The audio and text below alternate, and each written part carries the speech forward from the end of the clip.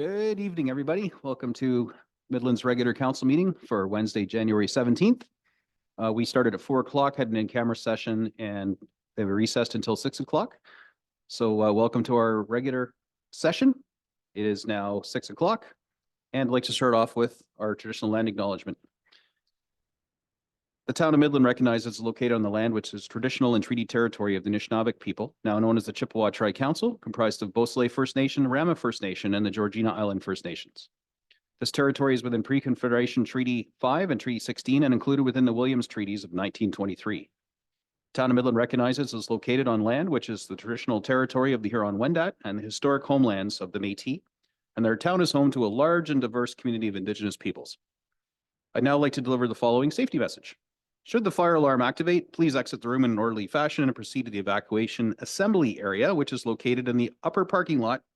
You may exit through the main entrance, the double glass doors, make an immediate left and proceed out the front doors, or through the secondary exit right there. And up the stairs, check the door for heat before opening. And if it's safe, exit onto the second floor, turning right and proceed out the doors in front of you. Washrooms are located on the second floor to the left of the seating area, and an elevator is located just outside the main entrance. As Midland is a respectful workplace policy, anyone that exhibits violent or harassing behavior will be asked to leave. And for anyone requiring a hearing assist device, please advise the clerk and she will arrange with our IT staff to provide you with a device. Council meetings are recorded via Zoom and are posted on the town's YouTube channel. The meetings are also broadcast on Rogers TV, Midland Channel 53 when available. With that, I'd like to just ask for a moment of silent reflection before we head into the scene.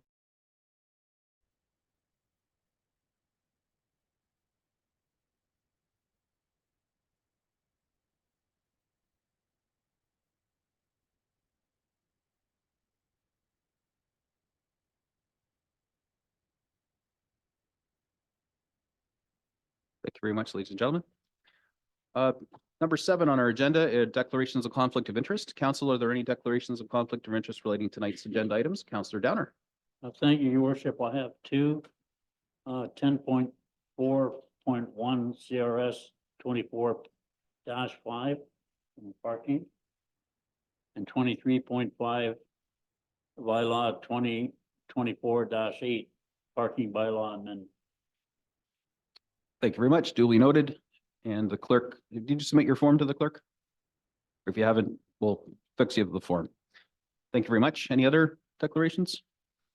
Seeing none, I have some motions arising from our closed meeting discussions. I have a motion moved by Councillor McDonald, seconded by Councillor East. The council receives information and confirm the directions as outlined in the verbal report and presentation provided by the legal and risk advisor at the closed council meeting session held January 17th today, 2024. With respect to the MPSB outstanding accounts for Johnstone and Cowling. We've had our discussion in camera. All those in favor, council? Any opposed?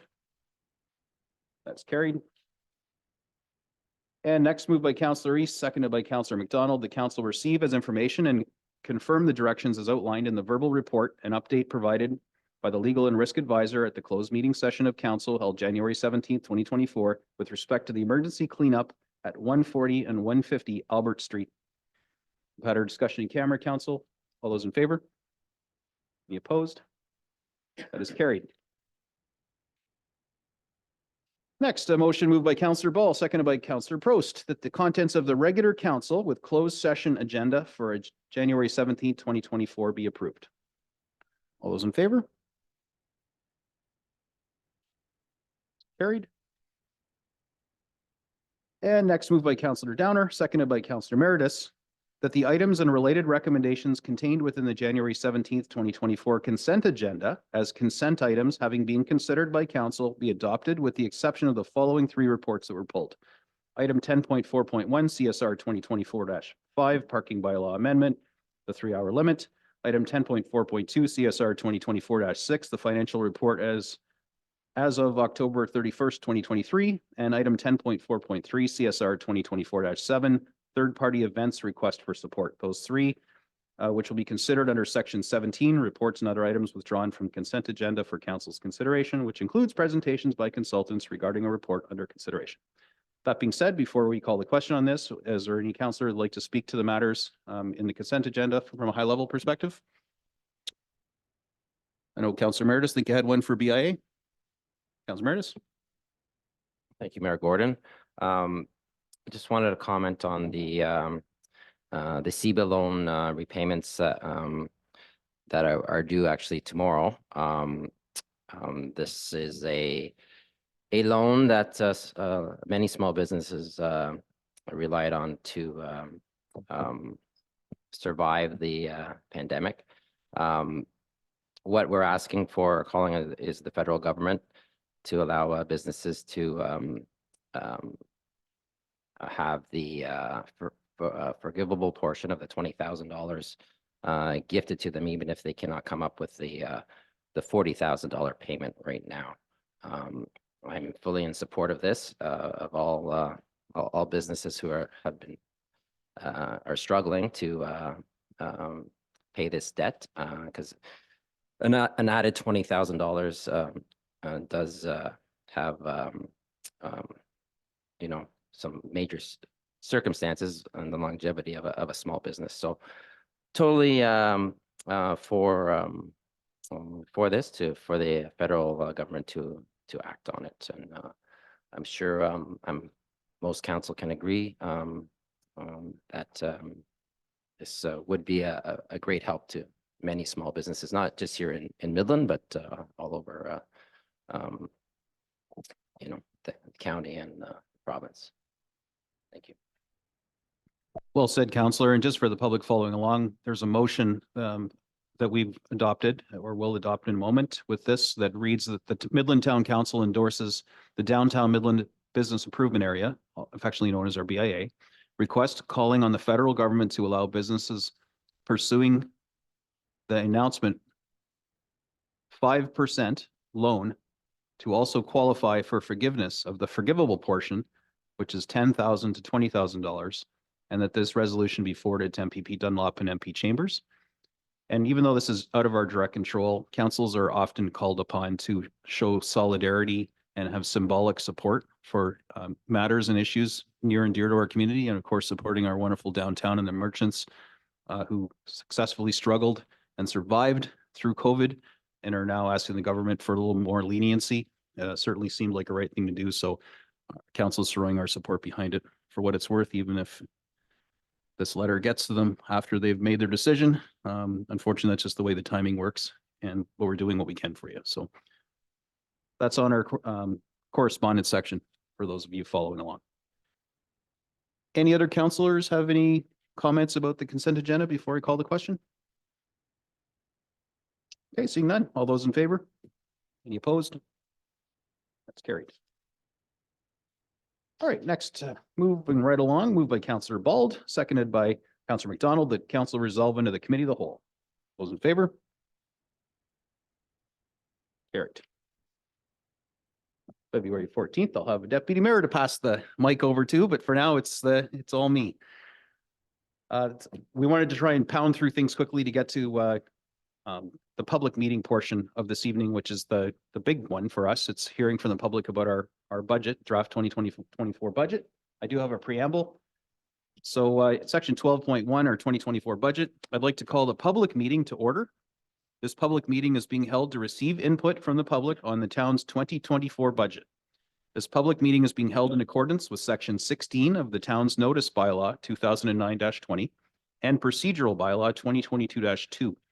The purpose of this public meeting is to hear from residents and for council to only seek clarity on their comments. In other words, we're not going to debate whether you're right or wrong in what you're asking of us. We are all ears, and we're going to use that information we received tonight in our consideration the 3 long days that come up at the end of the month as we try and pound through the budget and wrestle it into something palatable.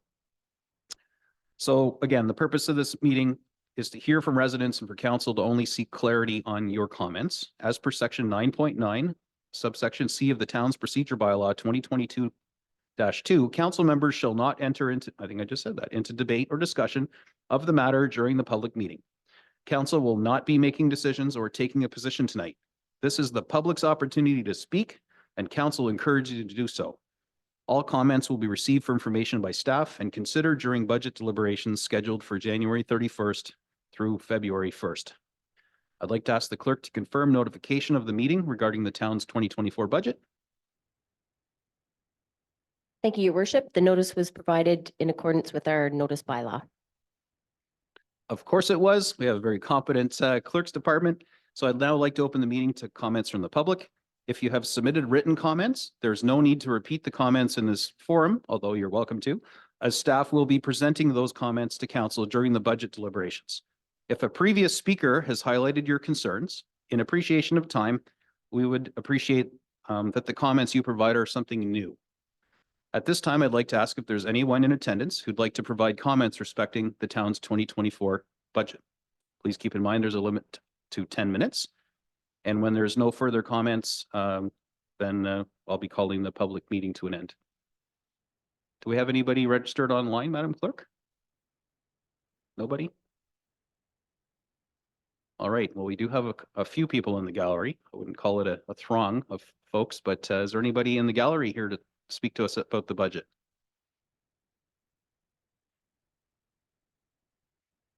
I'll just ask again, we have one taker. Please just turn the microphone on and just give us your name and your address and.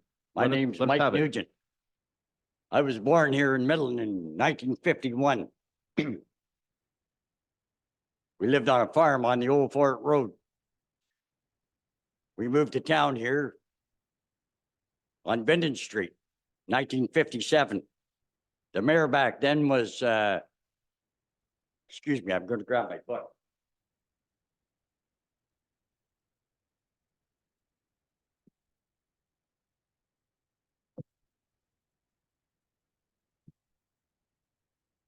Put my glasses on too.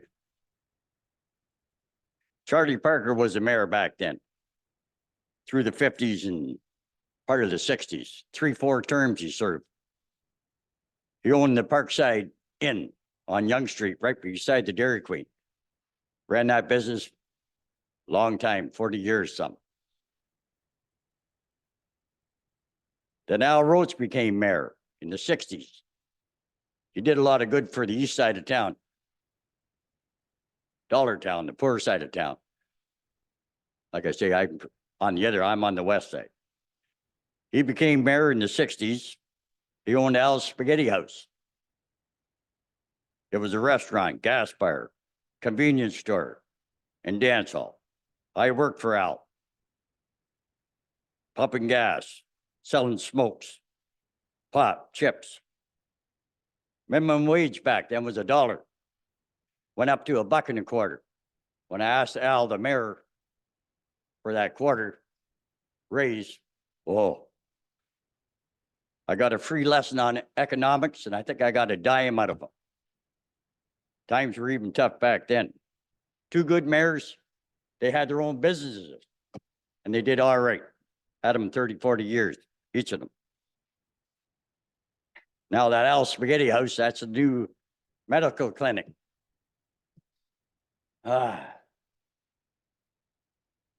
It's changed a lot. It was Al's place. Steve Gold owned it. Changed a lot of hands. Now it's a medical center. And like I say, I live a quarter mile up the road from there. The water, the sewers, everything stops at the medical center. Even cable TV. Didn't need that. We were next in the town of Midland in 66, 67. After Al having a heart attack over that quarter I asked him for, then I go home, mom and dad are saying, holy geez, the town of Midland, taxes are going to go outrageous. So I got it from my boss, Al, and I got it from my mom and dad. That's all growing up period. All right. Now, I don't know if I can ask you some personal questions, not personal, but business, about the land around this area. I'm interested in the land that Central Marine's sitting on and all the property, Indusman, and all that property going towards the coal dock. Do we own that? Or is there a lien on it? Free and clear? This isn't really supposed to be Q&A, but it's a pretty direct question. So it's debt financed. I've got a So few it direct belongs to questions. us. Yes. I've got a few direct questions and they're going to get a little tougher maybe. I just want to know if it's free and clear, if there are any liens on it. Did have the developers come after you for walking away from the table and stuff like that? I want to just, Unfortunately, we don't have a forum like that where we can have the your budget this year is 379 pages. Sir, just so I can finish that, I'm Both happy sides. to answer those questions for you, but I can't do it in a forum like this. Okay, So if you want to, I'm happy to even meet you after the meeting. I'll sit down and I'll answer whatever I Well, can for you in my office. But I've got a few more questions. ask us about the budget. We're all ears. All right. So your budget for this year, you want to put her up 5.86%? Is that the end of it, or you got another budget coming up on the January the 30th, 31st, and the 1st? Now, what's that It's budget It's pertaining the to? same budget. It just, that's the starting point before we've done any trimming. So that's what we're hoping to elicit tonight is either people say, hey, this is great. We love that number, which I can't imagine anyone's going to say, or you got to do better, council, and give us some ideas. And that's what Well, we're, you that's were what we're voted looking for. in, excuse me, I'm sorry, I jumped in there. October of 22, you came into power here, I think. And in April or May of last year, I came in here April, paid my second installment of taxes. And my property tax had already gone up and the budget hadn't even come out yet. Your budget of 4.7% last year, which jumped me 3.92. Another $200 on my property tax. This year is going to be about 300. I'll tell you the honest truth. I worked in this town for 50 years, just about every factory around here. I spent 44 years at Decor Metals, Firestone, TRW. And I was a skilled tradesman. And I never ever hit that sunshine list, not even halfway to it. And I was making better money than people on the floor, but a blue collar worker, eh? Now this budget, I don't know about the cops, fire department, school teachers, stuff like this, eh? That golden goose has got to stop somewhere. Somebody's got to say no.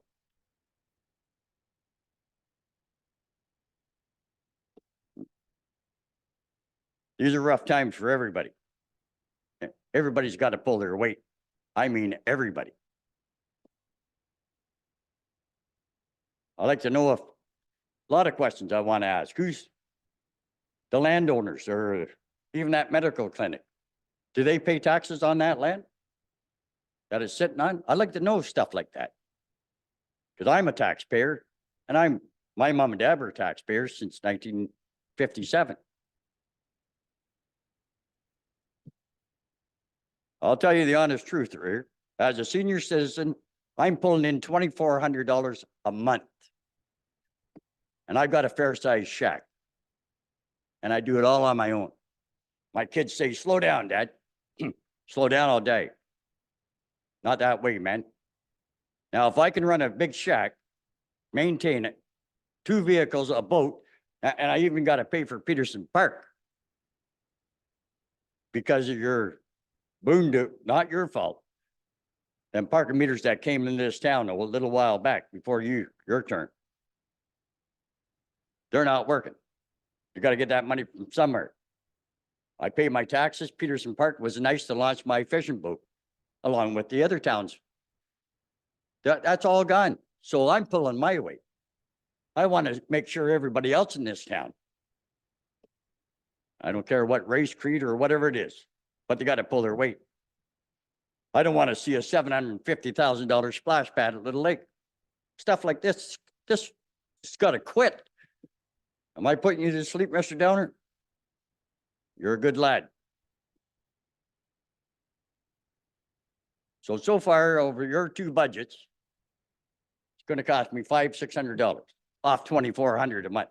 Now I'm down to $1,800. I'll make it. But I'm just letting you know, senior citizens, we're having it tough.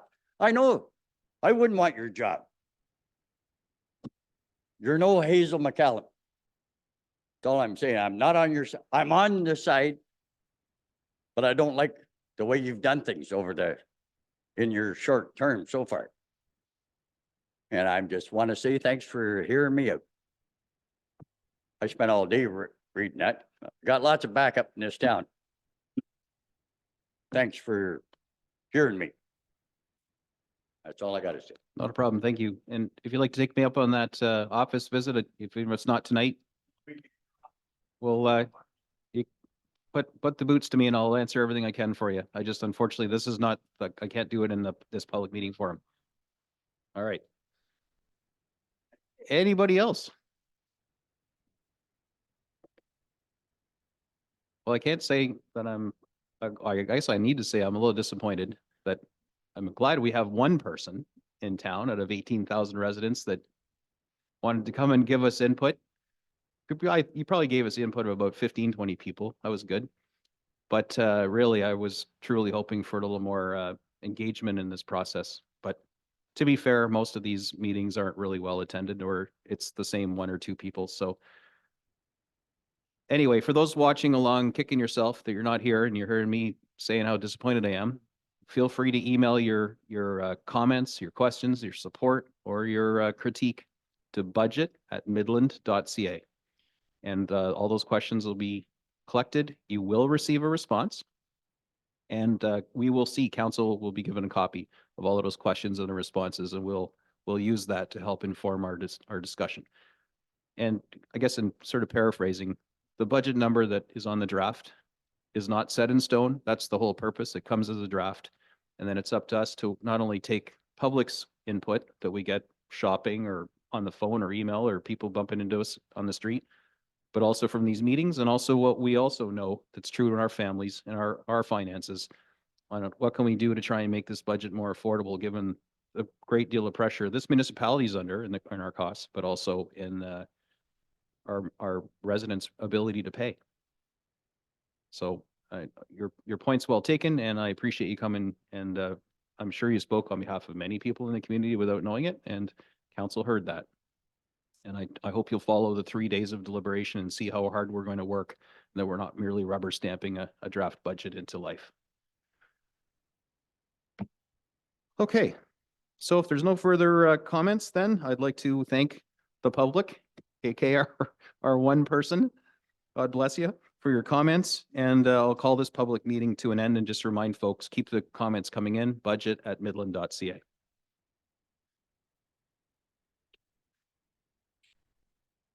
All right, moving on to 12.2, which is a proposed zoning bylaw amendment, file number ZBA 0523. The address in particular is 1144 Hugel Avenue. And this is CSR 2024-11. It's a public meeting, file number zoning bylaw amendment application ZBA 0523 for 1144 Hugel Avenue. I'd like to call this public meeting to order.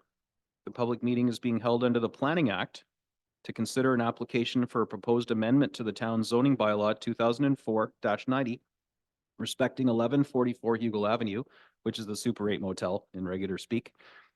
In accordance with the Planning Act, if a person does not make an oral submission at the public meeting or make written submissions before the bylaw is passed or an approval given, then you will not be entitled to appeal the decision to the Ontario Land Tribunal, and you may not be added as a party to the hearing on an appeal to the OLT, Ontario Land Tribunal, unless in the opinion of the tribunal, there are reasonable grounds to do so.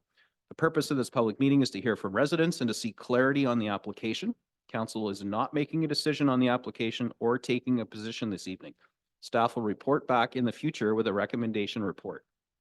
This is your opportunity to speak, and this council encourages you to do so. I now ask the town senior planner, Andy Warzen, to introduce the application, confirm notification, and to note any correspondence received thus far. Thank you, Your Worship. Good evening, members of council, fellow staff members, and members from the public. Firstly, I'd like to acknowledge that circulation was provided in accordance with the Planning Act. Notification related to property owners, tax ratepayers, 120 meters from the subject property, along with notification signage was also placed on the frontage of the property detailing the application and then meeting dates, such of that nature. As the mayor has alluded to, we are here for a public meeting this evening for a zoning bylaw amendment application. As previously noted, the subject property is 1144 Hugel Avenue. And again, as noted by our mayor, the currently contains the Super 8 Motel, associated parking area. Context purpose, if we can switch to the next slide, please, Sarah.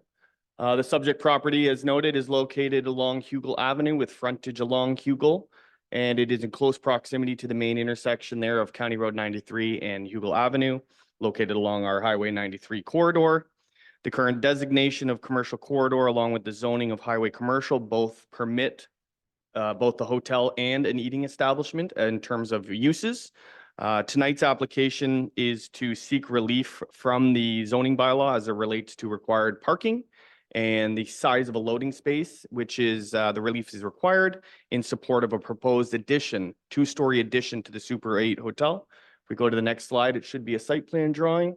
And right here, you can see that on the north end of the Super 8 Hotel, there's a proposed two-story restaurant being proposed.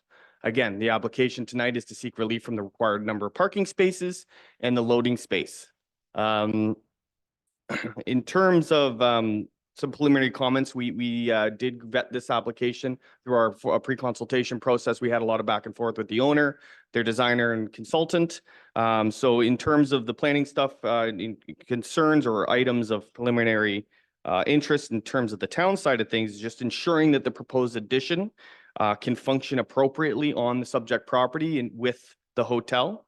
And then the other item is obviously the parking. We want to make sure that there's appropriate parking on site to accommodate both those uses. Planning staff did attend the site during our pre-consultation process.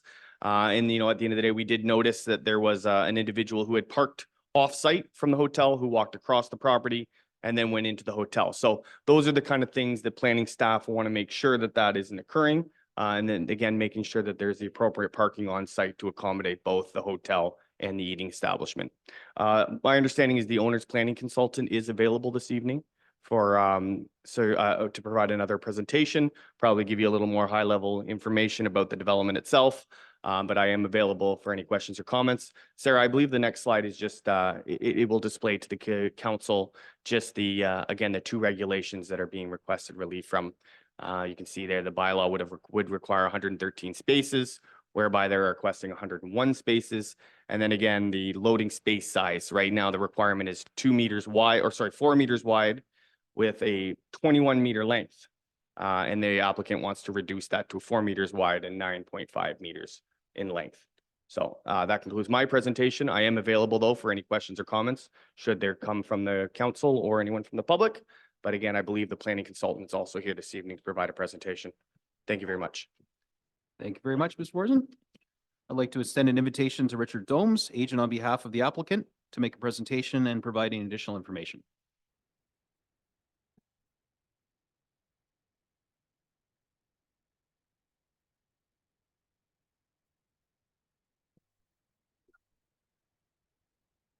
Good evening, members of committee. My name is Richard Domes. I believe I sent to the clerks yesterday evening a presentation. While that presentation is coming up, perhaps I'll again introduce myself. I'm Richard Domes, partner and principal planner at GWD Planners.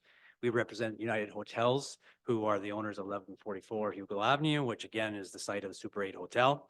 The zoning bylaw application is intended to facilitate the intensification of the unused portions of the subject site for a building addition that would accommodate a Shoeless Joe's restaurant. Next slide, please.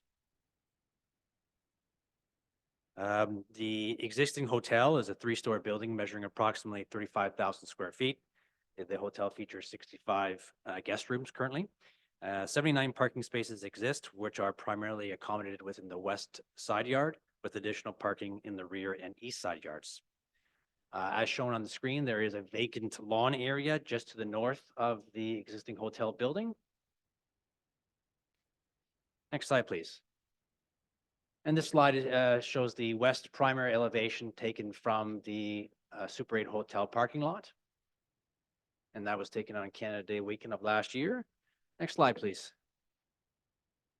And this image shows the area north of the hotel that is proposed to accommodate the building addition and future restaurant. Next slide, please. As this council knows, the subject site is located along County Road 93 Commercial Corridor, which features notable uses such as the Canadian Tire, RCSS, Rona, Mountain View Plaza, Huronia Mall, and the Huronia Medical Center. Next slide, please. The subject site is well served by public transit, including Simcoe Links Transit and local Midland Penetanguishene Transit Service. The Simcoe Links Transit Route 1 provides 60-minute service from Penetang to Barrie from Monday to Friday with a stop at Huronia Mall. And the local Penetanguishene route provides 60-minute service between Mountain View Mall and Waypoint Center in Penetang Monday to Saturday. The Penetanguishene route includes service stops at the abutting Huronia Mall and Huronia Medical Center. The Midland local route features hourly service from Monday to Saturday, providing connections from County Road 93 to downtown Midland and Yonge Street. Next slide, please. In 2006, the site plan agreement was executed for the initial development of the Super 8 Hotel. At that time, relevant documents identified the vacant lawn area to the north of the hotel building, which was intended at a future date to accommodate a building addition. And that is shown on the screen outlined in red. At the 2006 development approval also identified 79 parking spaces. However, it also identified 2 future parking area expansions as shown on your screen as well.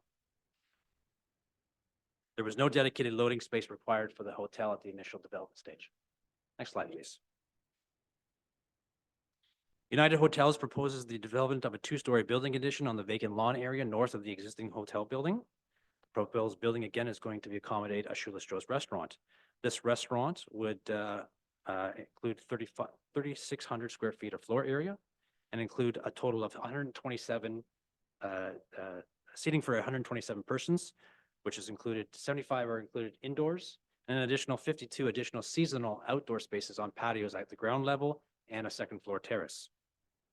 And an expansion to the existing parking areas, as generally proposed in 2006, is also proposed that would accommodate an expanded parking number of 101 parking spaces that would serve both the hotel and the restaurant use. While not required pursuant to the bylaw and the initial 2006 approvals, 1 loading space is also proposed to help with site operations, and that is proposed to be located north of the proposed 2-story building addition, again as shown on your screen. The 65-room hotel is proposed to remain. Next slide, please. On your screen is the ground floor plan, which identifies the seating areas at the ground floor, a small patio area at the front door on the ground level, and the exterior loading area and back of house uses. Hatched in the darker gray is the existing hotel building. Next slide, please.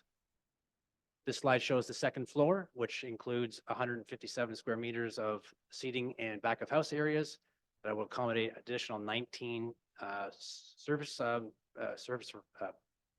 areas. And to the south of the drawing is the external terrace patio, which would accommodate seasonal seats for 44 additional people. Next slide, please. This shows the context between the existing hotel building to the right and the proposed restaurant addition as viewed from the west elevation. Next slide, please. Additional elevations shown in color, being the north elevation on the top and the west elevation on the bottom of the page. Next slide, please. The town of Milton official plan designates the subject site as being within the delineated built boundary in the urban service area of a strategic growth area, mixed-use district, and designated commercial corridor. Next slide, please. Generally speaking, the policy context in the Midland OP is very supportive of the development as proposed, permitting intensification of hotel and retail uses on the site, and pursuant to policy 5.4.9 includes encouragement for reduced parking standards within these areas. Next slide, please. As noted by Mr. Warzen, the proposal complies with all the use, lot, and performance standards that are specifically stipulated for development within the HC zone. However, an amendment to the town's zoning bylaw is required to permit the total proposed parking spaces of 101 in the future expanded condition, whereas 113 are currently required pursuant to the bylaw. The bylaw also does, while the bylaw does not require a loading space to be provided, one is being provided in the development context to help with site operations. However, at a lesser length than what the bylaw requires. Bylaw requires, as noted, 21-meter length, whereas the loading space is being proposed is 9.5 meters in length. At the bottom of your screen are the two areas of relief that United Hotels is seeking from the bylaw, as to permit the reduction of the minimum required parking spaces for the existing hotel and restaurant use, and to provide the reduced loading length. Next slide, please. There have been a series of materials filed in support of the amendment application, including a parking justification report. And that parking justification report investigated the actual parking demand of the hotel, as well as an investigation of a restaurant proxy site on King Street with similar conditions to the subject site. Based on this assessment of utilization rates completed as part of this study, a total of 73 parking spaces are required to serve the United Hotels proposal. That's both the hotel and the proposed restaurant. The 101 total parking spaces proposed creates an excess of 28 spaces pursuant to that study, and therefore the parking supply being proposed, in our opinion, is adequate. Next slide, please. This concludes my presentation, and I'm happy to answer any questions that you might have. And I understand that the project architect and engineer may be in Zoom land, and could possibly answer any questions in those regards. Thank you very much. It looks like I've got a question from Councillor Ball. Thank you. Thank you for presentation. I saw the drawing, but I just wanted to clarify if the doors for the restaurant, are they going to be closer to the new proposed parking spots, or are they on the front where the hotel is currently parking? So the main entrance, if the clerk can bring that drawing up again, maybe I can point it out for you. It's going to be on the west facade, the main entrance, and we've configured the expanded parking on the north west side to be coordinated with that entrance, as well as the crosswalk that comes from the new accessible parking space. That will lead right to the entry door. Okay, great. Yeah, that was just my concern. If you have all these new parking spots, but they're at the back, then are people really going to use them? Right. Secondary question is that with the reduced loading zone, and obviously you're now going to have more trucks going in that way, do you anticipate that being a problem for the trucks getting in and out of that parking lot with hotel guests and restaurant goers? Based on the analysis that we've completed, the answer is no. Although a loading space was not required, this proponent wanted to include one to make sure that we weren't blocking the fire route and the site can function appropriately. So there is a larger loading area than the loading space we're asking for. It's a little bit long. It's on an angle because it goes around the building, and because of the fire route, it's an irregular shape. So the loading area generally is larger than 4 meters by 9.5, but the loading space within there is that size. So we've taken a look at it. The plans submitted with the application have a waste management plan to explain how waste, the grease, the regular waste will be controlled. So we feel that the loading space as proposed is suitable and appropriate for the building addition. Okay, thank you. I appreciate that.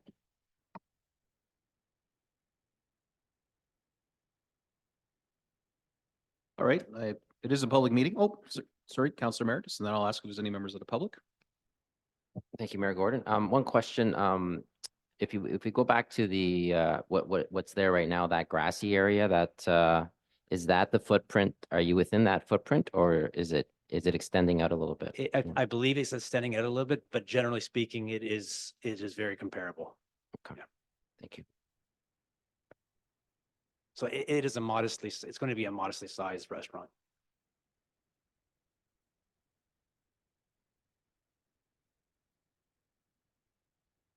It increases the tax base and employs people too. A little side benefit, a little fringe benefit. Any members of the public would like to comment on this proposed use? Very good. All right, well, since there are no comments, I'd like to thank you for attending and presenting this to us. Of course, the public can continue to submit things online, and our planning growth folks will receive them and respond to them and include them in the final recommendation to council, which would come to us approximately when, Mr. Warzen, do you know, top of your head? February, sometime, February 14th, perhaps? Lovely, February 14th. Good enough. So if we can hit that target, that'll be great. And then council can make a decision, and the proponents can get rocking Sounds fantastic. assuming Thank it you so much. passes. Great, thank you. Fantastic. Thank you very much. So I'll call this public meeting to an end and this is kind of typical. These public meetings typically get a lot of people excited. And I must say that this is one of our new signs, in case you've driven by this. You'll see the public notice of this meeting tonight and a QR code on that sign, which if you happen to be walking by with your dog or not driving, you can take a picture with your phone and it'll bring you to a page on our website that shows you all of this neat stuff. So you can really do a deeper dive into what the application's about. And that's something new that the planning team has launched as part of their public notice. So I happen to notice this is one of those newfangled signs, but I didn't have my phone because I was driving. So anyway, that being said, we are now moving right along. We've got no presentations tonight. Oh, I'm missing a motion. Yes, Thank you, Your Worship. You do have a motion to be voted on. I do. Yes, indeed. Moved by Councillor Downer, seconded by Councillor Bald, that staff report CSR 2024-11, public meeting files number zoning bylaw amendment application number ZBA 0523 for 1144 Hugo Avenue dated January 17, 2024 be received for information. Councillor McDonald. Yes, you said it was moved by Councillor Downer. Didn't he declare a conflict with this one? Not this one? No, this is not, this Oh, is, okay. this is the public meeting zoning amendment. Thank you. bylaw. Not parking. My notes incorrect. I apologize. No worries. It's always good. Keeping tabs on each other. It's good. It's important. It's all teamwork. So this motion is just to receive that for information.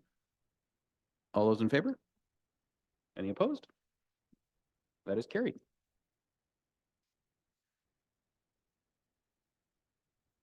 And the other ones got pulled, so they're later on. So now I'm back to the regular agenda. So 13, we don't have any presentations.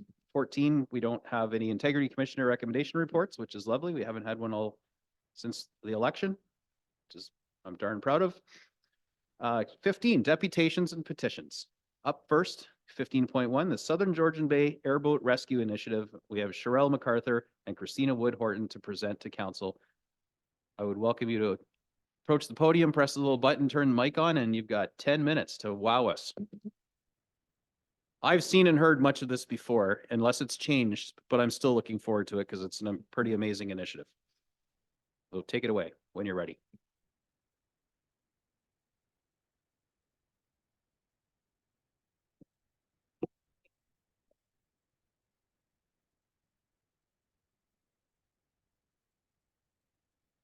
Thank you very much for allowing us to come here and welcoming us into doing a small presentation. We want to take you back 3 years ago today when I activated 911 at 5:59 p.m. What would you have done if you were in our shoes? If you were the one on the shoreline hearing someone's life hanging in a balance as they are screaming for their life? Watching our firefighters do what they are trained to do, but they are mentally and physically exhausted as they are ill-equipped to face Georgian Bay.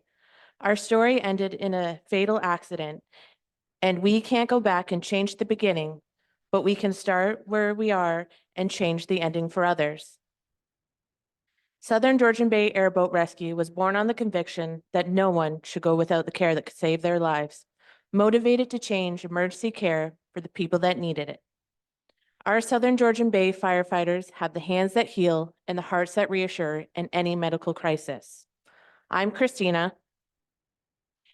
And I'm Sherelle, and together we are Southern Georgian Bay Airboat Rescue Initiative. We are fundraising to get a rescue boat that will be in operation on Georgian Bay 365 days of the year. That means for all 4 seasons: fall, winter, spring, and summer. Because if you call out for 911 on Georgian Bay and you are not only a couple hundred feet offshore, our fire departments just do not have the right resources to come out and get you.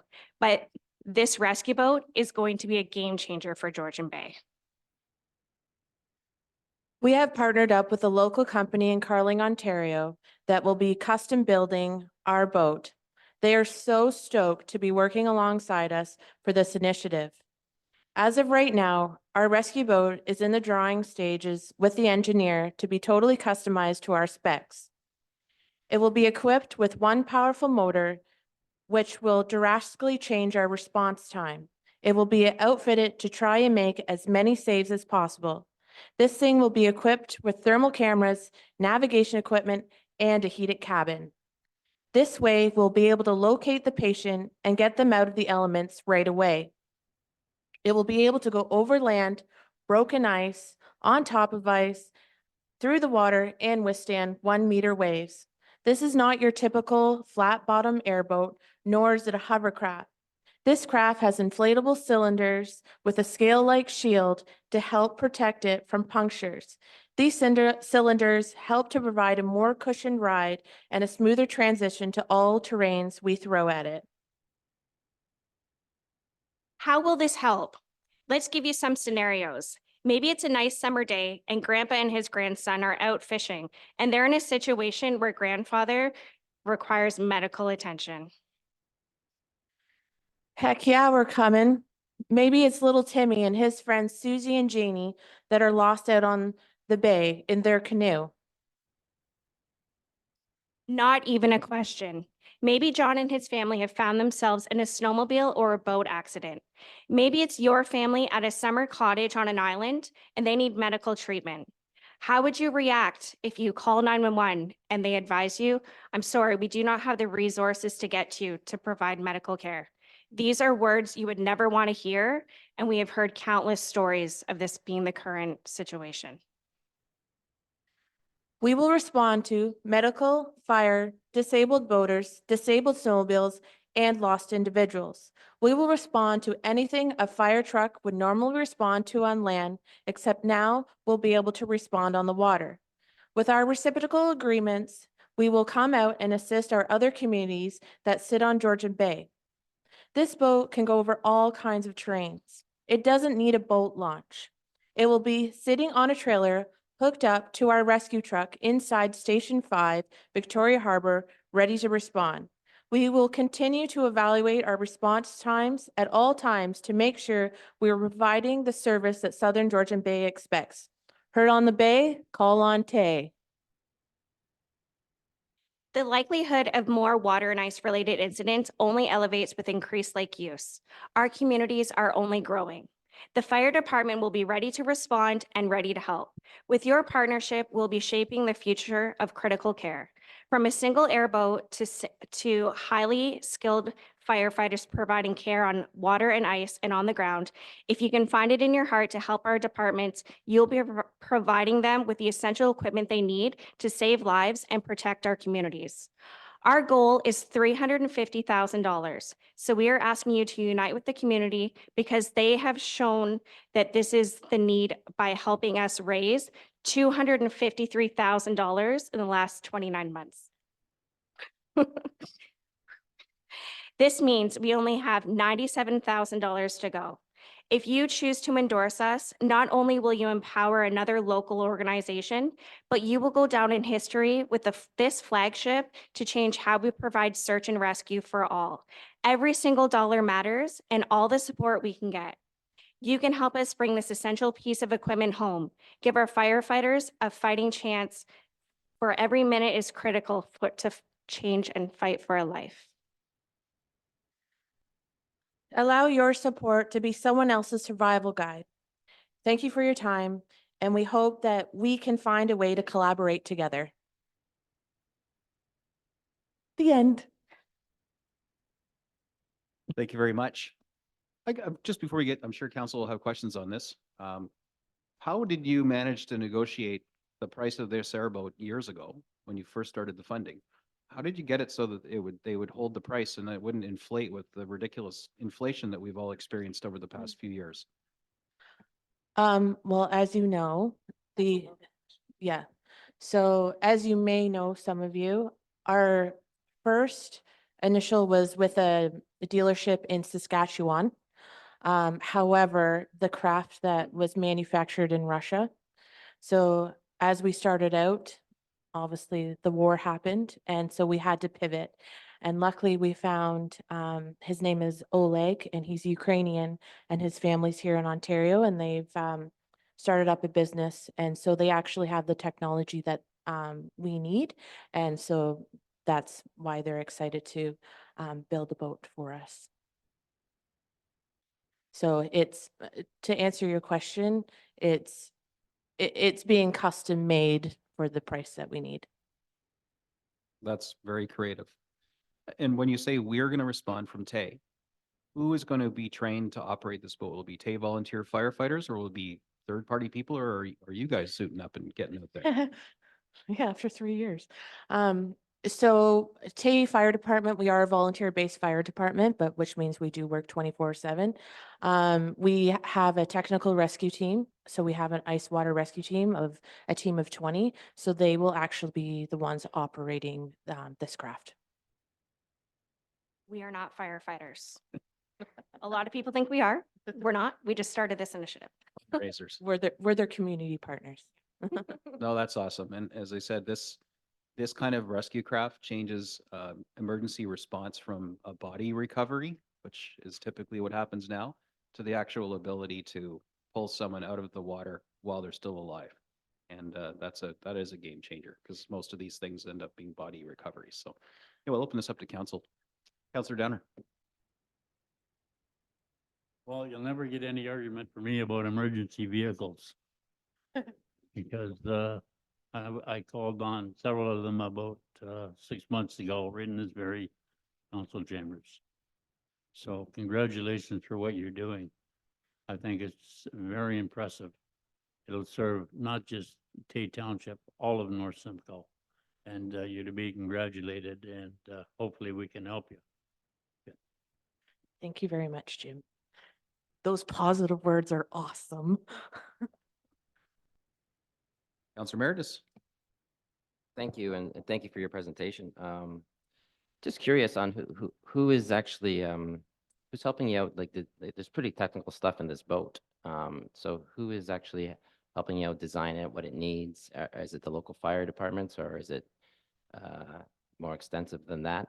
Another question is, once the boat comes to, it's built, the ongoing upkeep and the expenses to maintain it, is there any thought of what those numbers look like? And would you be asking, other communities that support, that have supported it, to actually help with the upkeep of the boat? So to answer your first question, so as you know, we're community partners and we're partnered up with Tay Fire Department.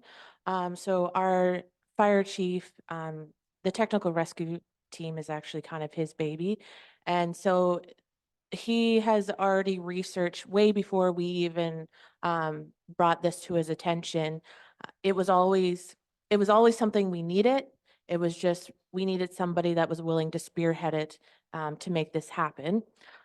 So he is highly involved, and other fire departments that already have like the flat bottom airboat.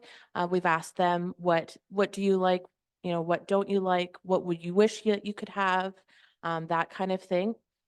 To answer your second question about, so Tay Township will be the ones housing it, maintaining it.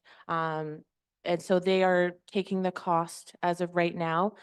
With our reciprocal agreements, as you guys do have equipment that we don't have. So if we need assistance over in Tay, and we call upon you, this is something that we have to bring to the sandbox to help assist on Georgian Bay.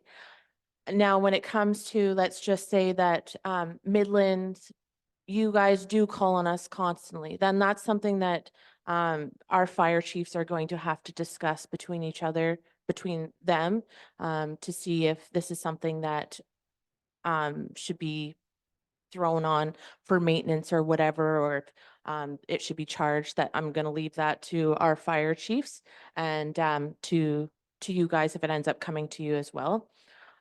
That 350,000 is actually budgeting in for 5 years maintenance as well. So that Tay will have 5 years and they'll put it into their budget, and hopefully, I hope that this boat actually never has to be used. I hope that it's shiny in the fire department and doesn't ever have to touch the water. That would be my hope. Councillor Ball. Thank you. Counselor Meredith asked the questions I was wondering. So I just wanted to say I'm very impressive and your presentation was great. The initiative that you've started is amazing. I think the fact that the cost is so low, especially just you saying that includes 5 years, phenomenal work. So thank you. Councillor East. I thought it was very humble that you didn't include yourself in spearheading this, but you two both deserve praise for spearheading this. I know myself personally, I've lost many friends out on the bay during the wintertime and summertime. And it's something that's needed. I was going to suggest maybe even looking at applying for grants within the town, because we could look at possibly doing that. I think it's very courageous what you guys are doing, or you ladies are doing, and we do need it. Because the thing is, I personally witnessed many friends die on Georgian Bay. And if that airboat was available, or the boat that you guys were building, it could have very possibly changed the direction of not only the people that passed away on Georgian Bay, but their families that are left alone to fend for themselves without their loved ones. So on behalf of myself, and I'm sure everybody in this room, thank you very much. After the meeting, even reach out to me in the next couple of days and I'll see if there's something I can do through myself to help you, okay? But take a look into applying for the grants as well, because I know that we have a grants committee that we can look at possibly helping. Can't promise, but I can say that we can speak to it. So congratulations, and honestly, thank you for being humble, but thank you for spearheading this. All right, $90,000 left, right? Yeah. So you got it. This is the Got call to action. contacts? This is the call to action time for the people that are watching along and watch on YouTube and stuff. How do people donate? Is there a website? We can't do a QR code here, but how do people get money into this fund? So our website is sgbairboatrescue.com. Any donation over $50, we can also write a tax receipt. Okay, so you're a registered charity. So Tay Township. Okay, they're pulling on you. So sgbairboatrescue.com. Yeah. Standard spelling. And if they just Googled SGB airboat, I'm sure it would Yeah. come up, right? Facebook, Instagram. Am I allowed to comment? Am I allowed to The comment? mic is red, so Yes. So I don't know if many of you know actually what we use right now, but if I was to describe it, it looks like a banana boat that you would pull behind your boat to having fun. And a lot of people don't even realize that when we're out at and I don't know if you guys know too, that this has actually been bootstrapped. So that 257,000 has not come from grants or anything like that. That has been us bootstrapping out there, being a part of anything and everything we possibly can.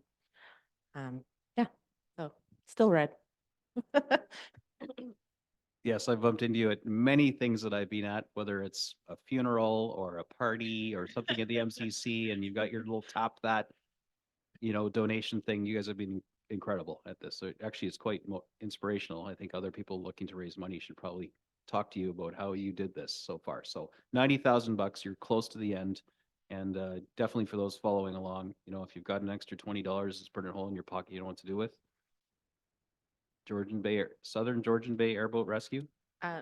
Georgian SGB. SGBairboatrescue.com. SGBairboatrescue.com. This feels like a podcast. Yeah. All right. Well, thank you very much. It's great having you in here. And yes, we do have a community grants program. Assuming, this is one of the things we're going to talk about a budget.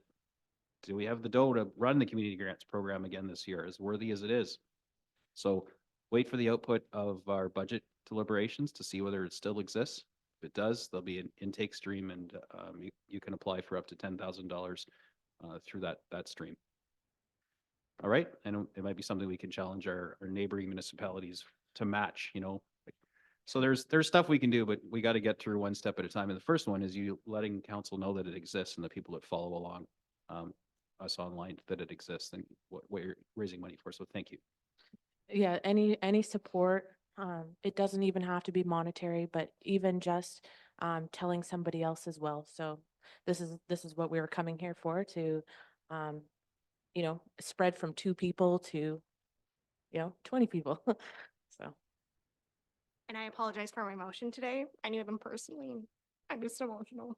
Right now is when they died, so I'm like, yeah, sorry. No, it's understandable. Please, on your social media, if you wouldn't mind, share something again this evening, tag me in it, and I'll make sure that I share it, share it along. Okay? I mean, not that I have a million followers or anything, but nonetheless, tag me in it and let me share it out to the people that do follow me. I appreciate that. All right, awesome. Thanks a lot. Thank you. Thank you very much for a positive experience and these great comments too. It means a lot. And I'll leave a couple of our cards, so you guys can take them. It has a QR code that brings you to our website. Before you go, there's a bulletin board up at the top of the stairs. Please feel free to pin one or two so people can read the front and the back without flipping it. And a lot of people come in when they're paying their taxes or complaining about a parking ticket, and they do look at those boards. So, Welcome to Midland Township. so perfect. Thank you very much. Do I get to turn this off? Yeah. All right, awesome. So 15.2 tonight is a petition that we received about crosswalk safety on Penetanguishene Road in Howard. This is a petition that is on the agenda because this is where it plugs into the agenda. However, there isn't anyone here in person to receive it. The link is on our agenda for those who to read it. Council, I'm sure, has all seen it, and it happens to tie neatly into a motion that we'll be discussing later in the meeting tonight. So the timing's perfect on that. I did reach out to the proponent, advising them that it'll be on our agenda and that we would be discussing a motion later tonight. All right, 16, committee local board delegation or memo. We have none. 17, I won't read all of that. We have none of that either. 18, notices of motion. Are there any notices of motion, council? Seeing none. Oh. Madam Clerk. Thank you, Your Worship. You skipped over the section 17, The one I didn't read. the reports. Yeah, that are for the pulled. reports we withdrew. Yes, exactly. So we're rewind. I just saw lots of words and I thought people are tired of hearing me. I'll just rewind the clock back to 17. Reports and other items withdrawn from the consent agenda, which we have 3, for council's consideration, including presentations by consultants regarding a report under consideration. So first one is the staff report CSR 2024-5, the parking bylaw amendment, 3-hour limit, January 17th, 2024 be received, and the parking bylaw 2021-24 schedule I, column 5 be amended to increase the maximum period for parking from 2 hours to 3 hours, and that the draft amending bylaw 2024-8 attached to this report be approved. So I need a mover and a seconder to get this on the floor, and I'm noting that Councillor Downer, per his declaration, is pushing back his chair. You don't have to leave. We get it. You're out of this conversation. So I need mover and seconder. Moved by Councillor Meredith. Seconded by Councillor East. Of course, you are free to leave. Yeah, not confining you to your chair. I just don't want to make you have to leave. So we've got the motion on the floor. I'll ask staff to speak to this report. Thank you, Your Worship. So this report that's before council, it was part of the direction that came from when the parking program was being reviewed and then suspended for 2024. So as part of that motion, council wanted staff to increase the on-street parking from 2 hours to 3 hours. So in order to do that, we do need to update the bylaw, which is what this report is reflecting. So this report, as outlined in the staff report there, is just doing what council directed us to do at that time. Thank you. Easy peasy, Councillor East. So especially with the downtown core losing the 2 parking lots, and I know the one's only temporary. Right now, the downtown core, especially King Street, is fighting for parking spots. Of course, we have the beautiful Percy's Peaks in the middle of the road. The thing with shopping is that you have to keep it convenient and easy. Now, I don't believe that extending a 3-hour free parking is a really good idea. I think it's actually a really bad idea. As we're seeing right now, there's not much turnover, and it's not just store owners, but what I'm noticing is the apartments above the buildings have tenants. So a lot of the tenants tend to park downtown all day. And then their visitors visit them and they park downtown all day, clogging up very, very important parking spots that keep shopping easy and convenient for the downtown stores. So my personal opinion is that we don't want to extend it to 3 hours. We're just creating more problems with turnover as it is.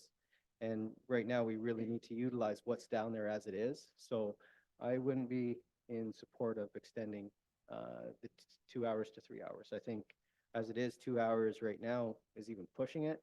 And we should be looking at some way of creating more turnover. All right, Councilor Meredith. Madam Clerk. Thank you, Your Worship. I just wanted to remind council that at the October meeting, council did direct staff to increase the parking hours to 3 hours. So in order to go back to 2, it would have to be a motion to reconsider. So this bylaw amendment is coming forward because council had requested that the on-street parking be increased to 3 hours.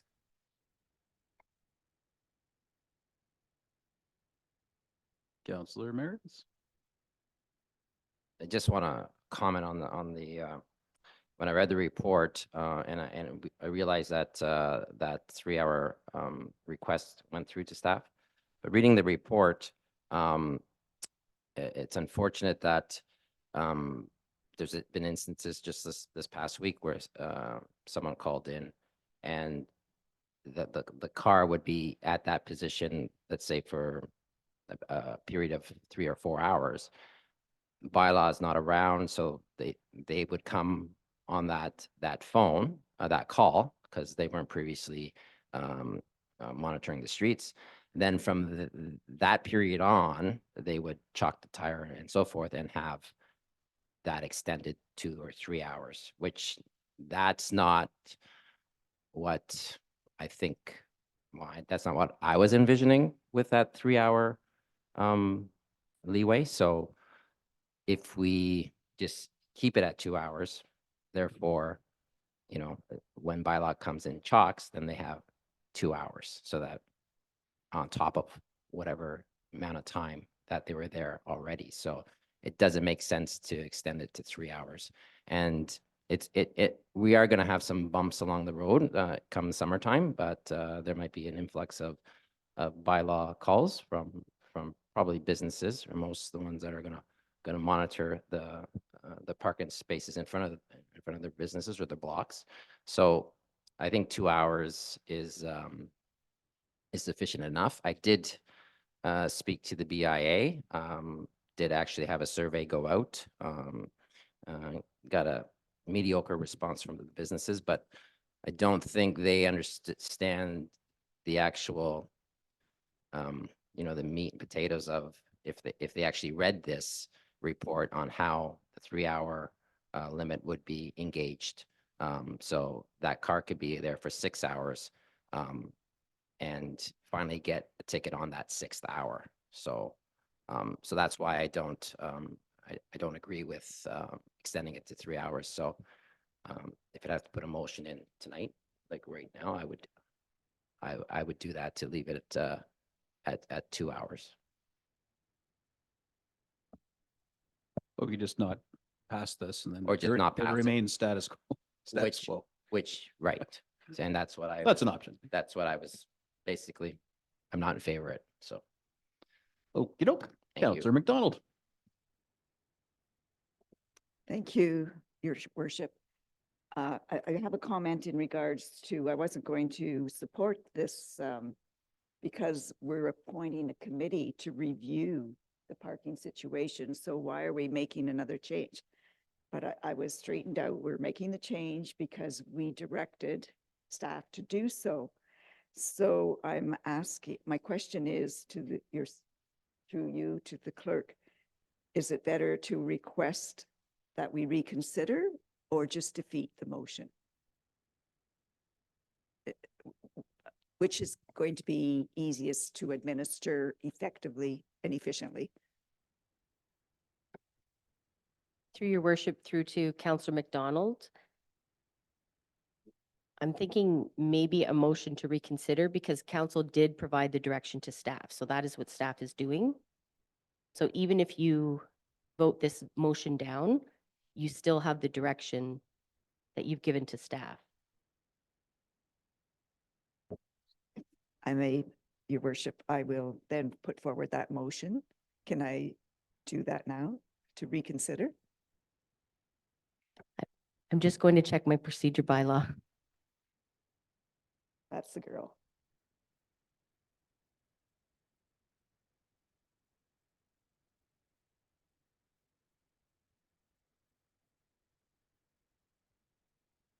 It's probably a twofer. First, we have to suspend the rules to allow us to just do something immediately on the floor. 2/3 vote, and then a 2/3 vote to revisit this. And then a third motion, which would be the change of direction, I assume. Madam Clerk? Or am I almost there? Thank you, your worship. You are correct. I'm learning. I'm a quick study, but yeah, so we can do this. Absolutely. Our procedure policy, we do have the ability to do that for incidents like this. We want to deal with it now rather than protract it and drag it off to the 14th where normal new motion to reconsider would be on the agenda. So I'm content to entertain that. So we have a, first of all, I guess, Madam Clerk, you'll have to create some, let the fingers fly across the keyboard and create some motions for us. So we can put the Jeopardy music on in our heads and allow that to happen. Madam Clerk? I think procedurally, thank you, your worship. Procedurally, it would be best to vote this motion down. And then someone can present a motion to reconsider. First, motion to waive the rules of procedure, then a motion to reconsider, and then we'll have the motion that it's 2 hours. Lovely. And do you want me to wing it or do you want to draft those bad boys? You're awesome. All right, Councilor McDonald. I just have a comment with the motion to request, like, go back to 2 hours. Can we just reconsider and have it come through when the committee is appointed? Like, why are we passing something when we're going to strike a committee and they might come up with something totally different? Through your worship to Councilor McDonald, the purpose of a motion to reconsider is to reconsider the direction that you've already given to staff. So therefore it has to be the 2 hour the parking remains at 2 hours as opposed to 3 hours as you had directed staff. If I may, your worship? Well, then I would prefer to just defeat the motion and not reconsider it until the committee comes forward with their proposals.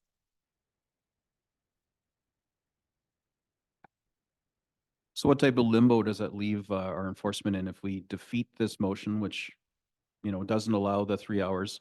What's the default that bylaw falls back on? Are they falling back on the 2 hours that exists already? That might be the easiest way to go. Yeah, through your worship, it would then, we would default back to the bylaw that does indicate that there is 2 hour parking. Although we are contravening what council has given direction to us to do.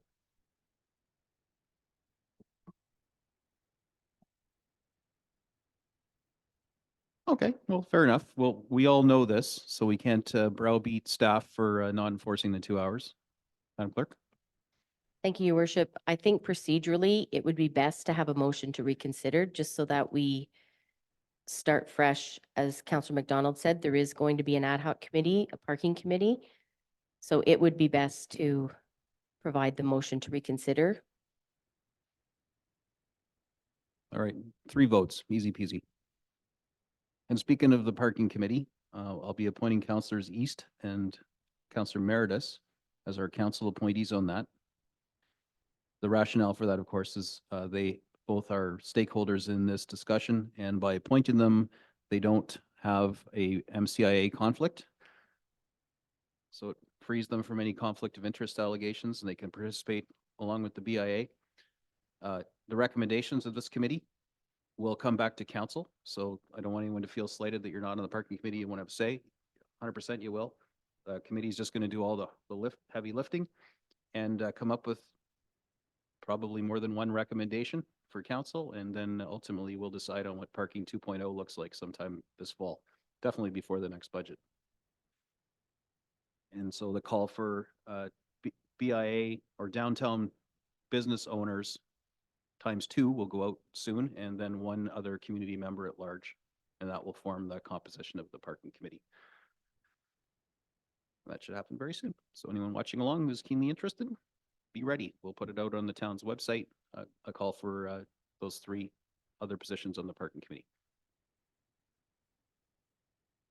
And then I will exercise my ex officio status, and I will sit with that committee as well, just to be part of it. I'm keenly interested in the outcome, as I'm sure everybody is.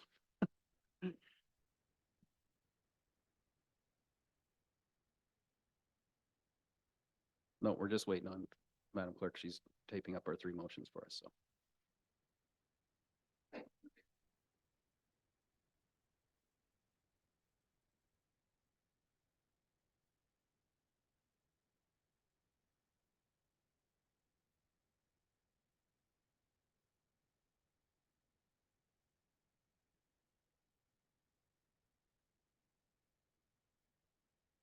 I'll just take this delay again to remind folks that have interest in the budget. Any questions, comments, concerns, suggestions? How can we raise money? How can we save money? Send them into budget@midland.ca. I know Madam CFO is looking forward to receiving the plethora of emails that will ensue as a result of this announcement. So please do participate.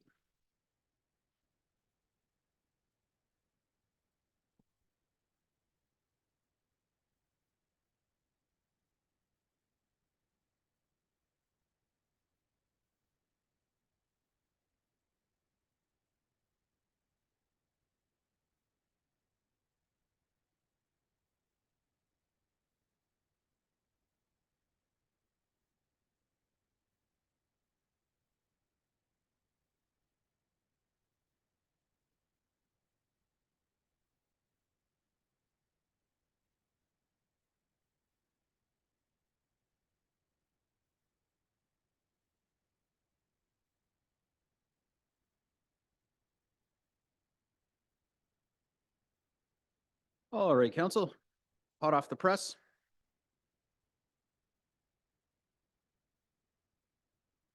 Perfect. So procedurally then, the objective is to defeat the motion that's on the floor, and then we'll deal with the other ones. So council, just I'll read the motion that's on the floor, that staff report CSR 2024-5 parking bylaw amendment -3-hour limit, January 17th, 2024 be received, and that parking bylaw 2021-24 schedule I, column 5 be amended to increase the maximum period for parking from 2 hours to 3 hours, and that a draft amending bylaw 2024-8 attached to this report be approved. Are we clear on what we're doing? The objective is to defeat this, and then we're going to go through the other motions to give new directions to staff. So I'll call this question. All those in favor? All those opposed? Defeated. I'm normally happy to see defeated motions, but I am. Next, I have a motion that reads that council waive the rules of procedure in order to allow for a motion to reconsider the direction given to staff with respect to the time limit for on-street parking. I need a mover and a seconder. Moved by Councillor East, seconded by Councillor Prost.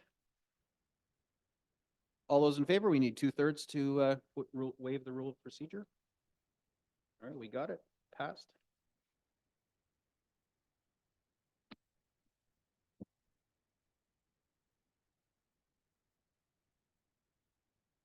And so now they're cooking it up right now, the motion to reconsider, to be followed by the new motion to direct staff to keep it at 2 hours, right? 5-minute break sounds like a plan, because I think the keyboard's just lighting up on fire there. Madam Clerk's fingers are flying over it. So we'll just recess briefly for those in TV land. It'll only be a second.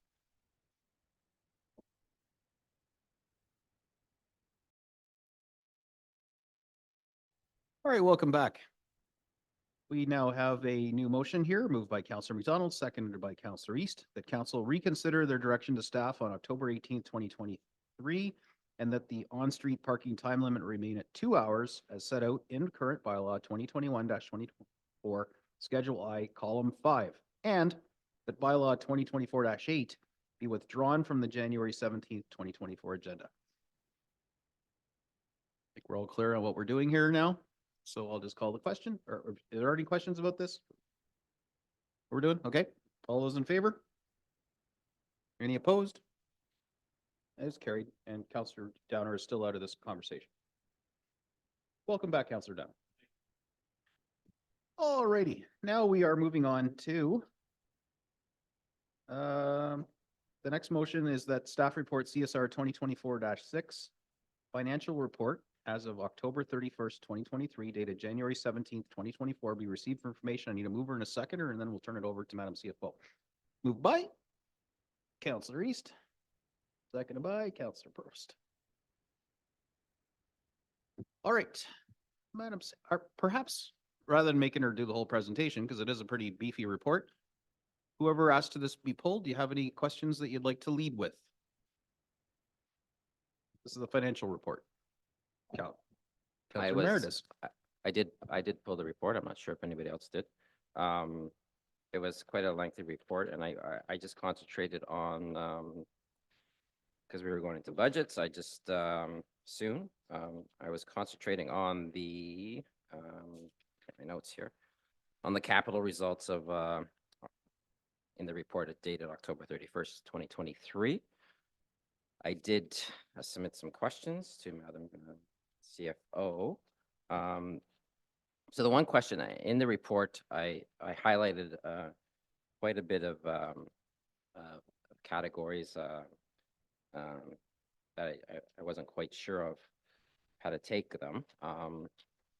There was a lot of transactions from our 2023 budget that were approved that had got canceled, and so I went through them all and I kind of added up all the canceled projects and so forth. There was some canceled, there was some on hold. A little bit confusing. I did get a response which kind of you know, kind of explained it a little bit for me. But if there is, you know, some interested parties out there reading the actual budget, they may they don't have the responses that I did get. So maybe, yeah, for instance, when we're looking at the, where is it? You know, let's say the police services under that subject.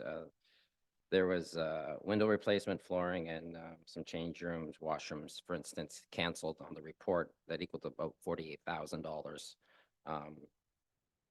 in that report. So to me, it would look like there was $48,000, you know, not spent when it's canceled. And then where does that money go? Do we have 48,000 on a surplus from the 2023 budget that's just sitting there that we can apply to the 2024 budget? Would be kind of, you know, if you're looking at it, kind of you know, from not a non-expert view, saying, okay, it's canceled, so we have all this money, and if we add them all up, and you know, going through the library, there's about $250,000 and so forth. There's quite a considerable amount of money there. In the analysis of the report, there was a 1 to 3% surplus that's not 100% where we're going to be at the end of the year, but that was the analysis. So anyways, when maybe you can explain, you have explained it to me, maybe for the viewers out there, and I'm not totally sold on your explanation. I have to kind of dive a little deeper into that, but maybe you can explain it if there in fact is, you know, this surplus that we haven't, that can be put forth to the 2024 budget if it hasn't been spent or the project's canceled from the 2023 budget. Thank you.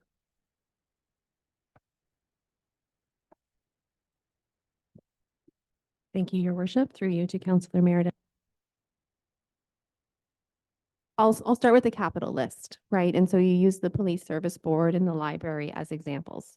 So as part of our draft 2024 budget process and internal review by staff, we had all the staff from each of those departments sit down and go through our project list.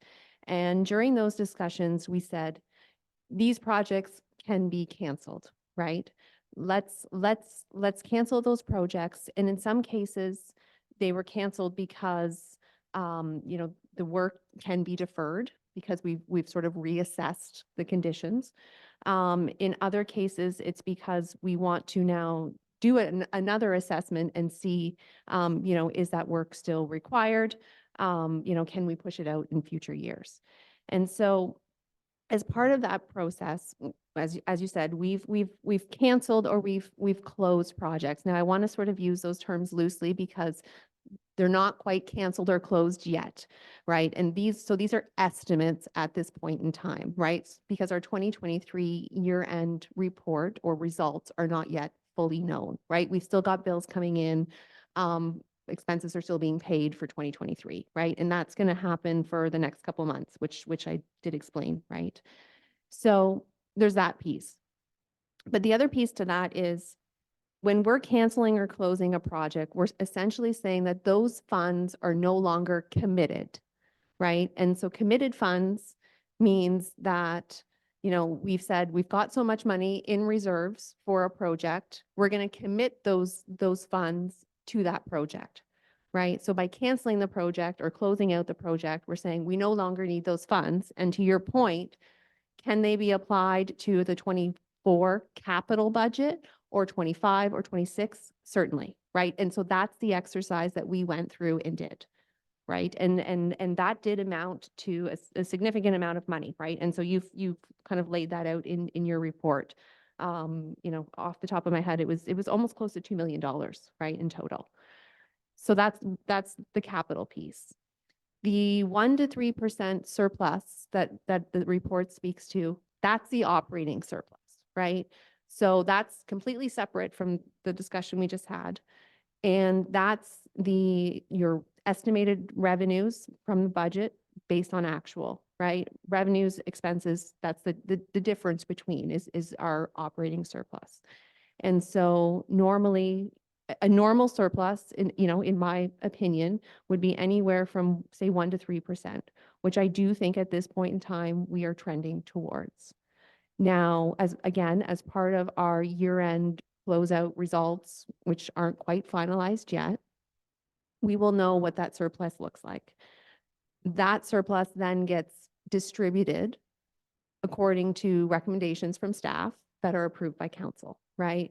And so that surplus could go into capital reserves, which would then again help fund your long-term plan, or it could go into operating reserves because we know we need more money in contingency or just, working funds or a specific reserve.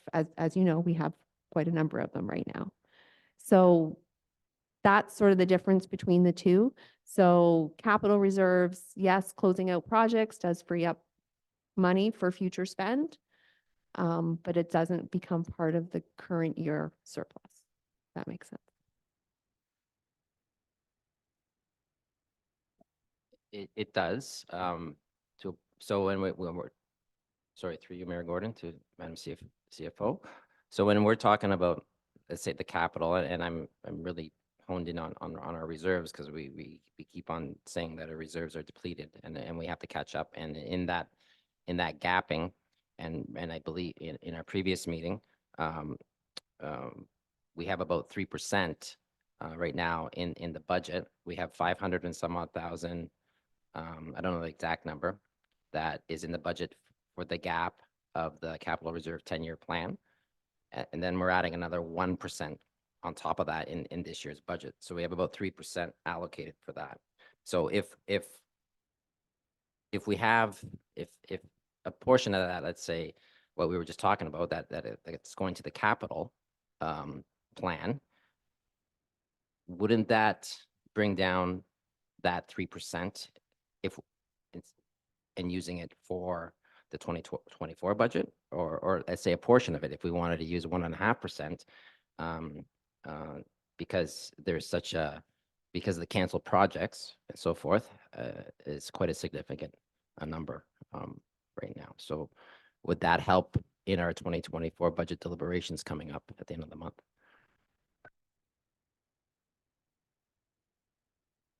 Through your worship to Councillor Emeritus, I'm just pulling up the draft budget because I just want a reference point. So just bear with me, please.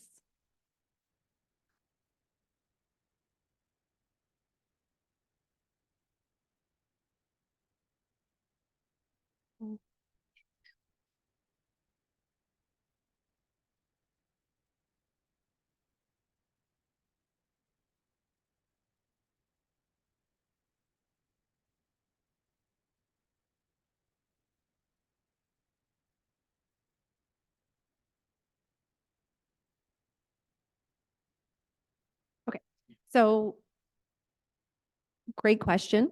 And I'd love to say that yes, it would help. But unfortunately, our reserves are so underfunded that removing $2 million in projects doesn't make a difference. So we're putting 2%, right? The 565,000 in this year for reserves. The long-term plan, the 10-year plan that's included in the budget includes not only that 2% each year for the next 10 years, but also that 1%. And in some cases, and really it's more than 1% because the sort of the final recommendations actually say 1.5%. So it's that 2% every year plus an additional 1.5 gets us almost to what our current spend is, essentially. So, and I was looking for a reference point because vehicles and equipment is something that is sort of easy to look at, right? And so right now, our annual spend is somewhere in that $1 million range, right? The reserve contribution is about half of that. And so we are phasing in those reserve contributions over the next 10 years, just for that specific asset, right? You've also got buildings, you've also got other equipment, IT equipment. You've also got fire trucks, et cetera, infrastructure. Just for that set of asset group of vehicles and equipment for, plow trucks and whatnot. It's that underfunded that again, removing $2 million from a plan that's recommending over 100 million over the 10 years isn't enough. We need to put the 3% in and more to catch up.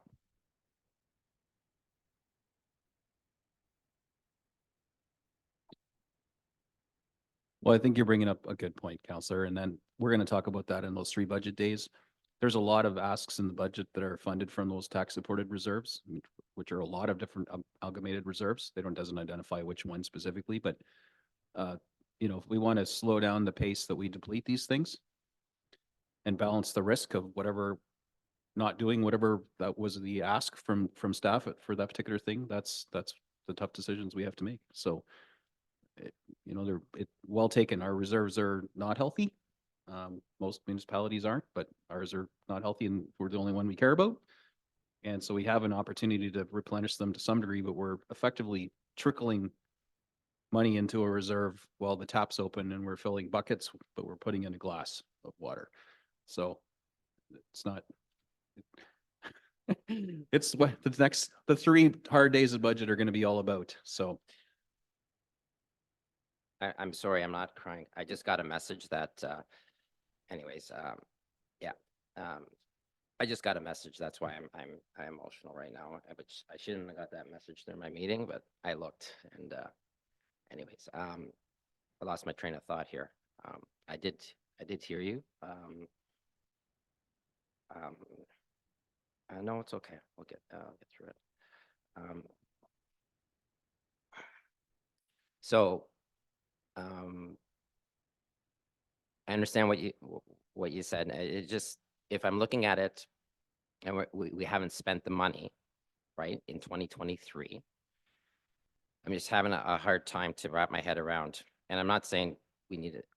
Maybe we could shape, like, let's say, I know we need our capital, and I've read that we're putting 3% away right now, and I can't see how, we had a speaker tonight come up and and I wish we had a lot more coming up to say, everybody's hurting, right? So I'm trying to find some savings for, coming at the end of the month for our budgets. And if we haven't spent the money, and I'm not saying, let's be responsible here. And I'm not saying spend 2 million, maybe you take 1% off, maybe you take the percent off, because that money's not spent. And those projects may not even you know, that money was allotted to, they may never happen. So we're spending money, or we have money put away, that the projects may never come to, which is good that we have money in the bank. But at the same time, in 2024, as I see it, with inflation and so forth, residents are struggling, and for us to come in here and you know, we're at 5 point some odd percent, and you know, there's the ABCs asks and so forth. So I'm looking for savings, and at the end of the day, we need to have our residents backs and their voice heard. And when our growth happens, and it's going to happen, we see that, and maybe there'll be more money to spend, you know, that's coming in that will offset our budget. So that's kind of where I'm kind of thinking, and where I see these numbers, and I understand your explanations, but I just wanted to share that with, you know, your explanation for those numbers. If someone was looking at, look at all this money that's sitting here, which is actually not, but eventually, if we don't pay it for now, we're going to pay for it in the future. So it's sort of like what possibly the Tiny's and, you know, has been, that they didn't put enough away in their reserves, and now their taxes are going up. But anyways, thank you for your time and your explanation. Thanks. Well, I do look forward to budget discussions where we can go down line by line and on any tax supported reserve funded requests, whether they be our requests or staff requests or things that come from different plans that we have, like the Parks and Trails plan. We're going to get through all of that, and we will be doing the sorting and dividing want, need, want, need, want, need. So rest assured, that time will come. This report is more about letting us know where we're at for 2023 up to that Q3 point, and that staff were spending responsibly. And my takeaway is there's stuff that they pumped the brakes on and didn't do, even though they could have. So that's good news, rather than just replacing floors or whatever they decided originally we'd approved, but they decided not to go ahead with. So at any rate, looks like we're in good hands right now so far, and tough decisions come every budget cycle, and we have ours at the end of the month. So thank you, Councillor. Any other comments or questions about this financial health report?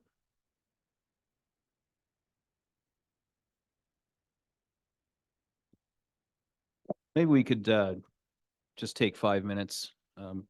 This time I won't leave my mic on and talk about how my butt was flat or sore. I'm sure it'll become a meme. It's already been sent to me. So I'll turn my mic off this time. We'll just take 5 minutes. I think Councillor, one of our councillors received some sad news. And we'll just take 5 minutes.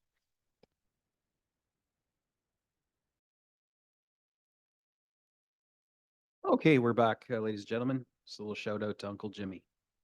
We needed a 5-minute break for that. Folks, we have this motion on the floor. We just finished our Q&A. A lot of this is going to get pushed over to our budget deliberations. So just briefly, the staff report CSR 2024-6 financial report as of October 31st, 2023, dated January 17th, 2024, we received for information. We've had our discussion, Councillor, and all those in favor of receiving this information? Opposed? Councillor McDonald, yeah, you're there. I can see it. Okay. Okay. All right, next we have another report pulled, the staff report CSR 2024-7, third-party events, request for support dated January 17th, 2024, be received for information. Councillor McDonald, I think you pulled that one. Can I have you moving it? Okay. And seconder, Councillor Bald, or Ball? I don't remember which side everyone's sitting on now. This is my own making. All right. Perhaps we start with the questions. We've read the report, but we have Karen Mealing here who can speak to this. But rather than make you do the whole presentation, why don't we just cut to the chase for questions? Councillor McDonald, take it away. Thank you for the detailed report. And through you, Mr. Chair, I just have a few comments to make. And within my comments are some questions that I'm sure Karen will provide some answers. And so my initial inquiry of this report was, how does one, how do you become a town supporter, how do you become a town-sponsored event? The report stipulates that these events have budgets approved through the town's budget process, and staff is dedicated to organizing these events. When we review the budget, staff submits requests for dollars. So I'm wondering how these events are selected. The report also indicates that staff do not have time to be involved with the day-to-day organizing or planning of non-town events. But as of 2023, there is twice the number of staff. Also, the report indicates there's 950 hours a year spent on the Butter Tart Festival. And I sometimes wonder if we're putting all our eggs in one basket. There seems to be a huge gap between the organizing of an event and the supporting of the event. And I feel that we may be missing opportunities to promote, support, and assist third-party events. In particular, I'm going to refer to the One World Music Festival in 2023, their inaugural event. Despite the torrential rain and thunderstorms in the morning, their attendance was estimated at around 600, which is apparently pretty good for the first year. I understand the request was for town staff to assume the role of soliciting vendors for the music event on behalf of the organization and to oversee the paperwork, the permit and licenses that are required by the town. And regarding the insurance concern that was brought forward in the report, I'm wondering if there was an inquiry with the insurance provider about liability issues, especially if we're only soliciting the vendors, especially if the soliciting of the vendors was worded that it was on behalf of the event organizer, and that the administration of the paperwork is done on behalf of the organizer. If the town wants to continue to attract events for the enjoyment of the community and visitors, I would think they should be more open to providing support to third-party requests, especially when they're not asking for the planning, organizing, or execution of the event. They're just asking for support. If the town wants to continue to attract third-party organizations who wish to host an event on the municipal properties, perhaps we should be considering identifying and developing means of support and some assistance strategies that are not dedicated to the planning and organizing of the event, but supporting them. So I'm interested in understanding why we can't provide more support. I think you can correct me if I'm wrong, but we're not even advertising on our town website because they're not a town-supported event. Thank you.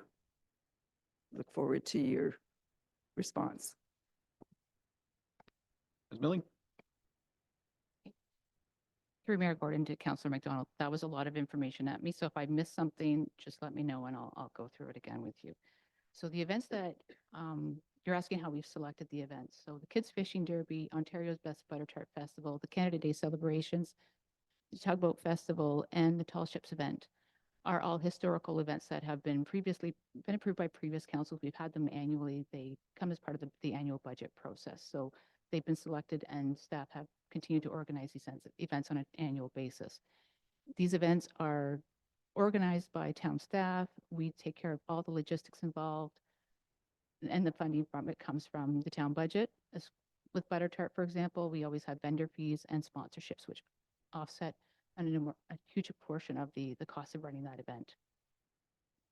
there's a differentiation between town events and third-party events. So third-party events are not organized by town, but they're taking place on town property.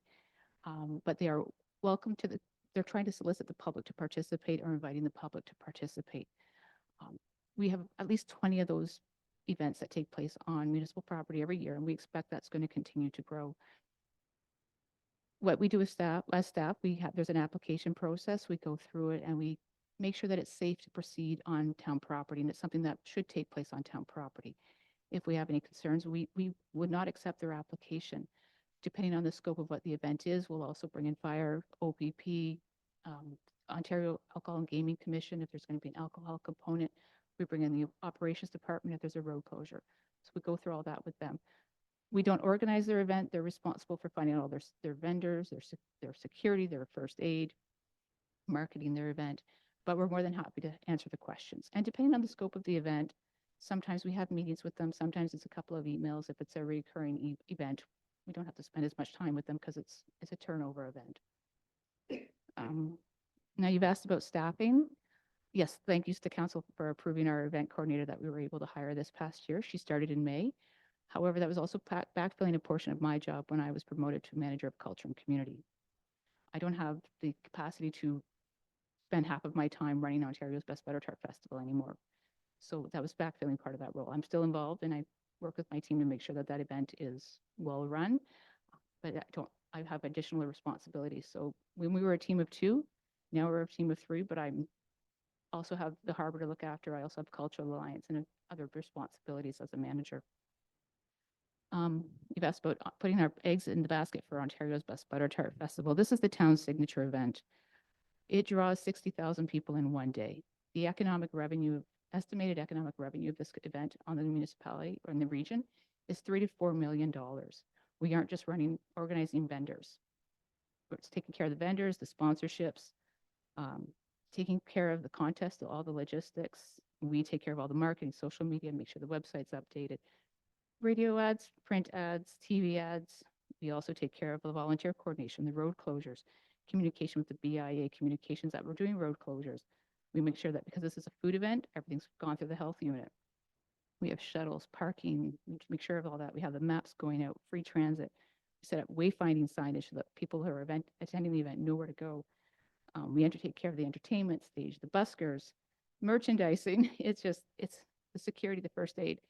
The list is enormous. And when I ran it just as myself, by the time that event was done, I was burnt out for a couple of weeks. It's a lot. But it's the town's reputation on the line as well. And that's what we're known for. It's an award-winning event. So that's why we do put a lot of hours into it. And 950 hours, if you want to have a successful event on that scale, is what is required. I'm going to go down about insurance, about third-party events. You would have to ask our legal and risk department about talking to our insurance company about changing anything. Right now, they are not listed as our events, and therefore, if we're involved with them and something were to go wrong, we could be liable. Support for organizations who want to have a third-party event on property, they can apply to the community grant program, and they can ask for cash or in-kind contributions as well. In terms of vendor solicitation, I have spoken to Mr. French, and while we can't give him our vendor application and we cannot include Brookside's event as part of our vendor application process for Butter Tart, that closes on Friday. We started in September. It's just not feasible for us to take that on for them. We've actually only can take 200 vendors. We have 375 applications right now that we have to go through and vet.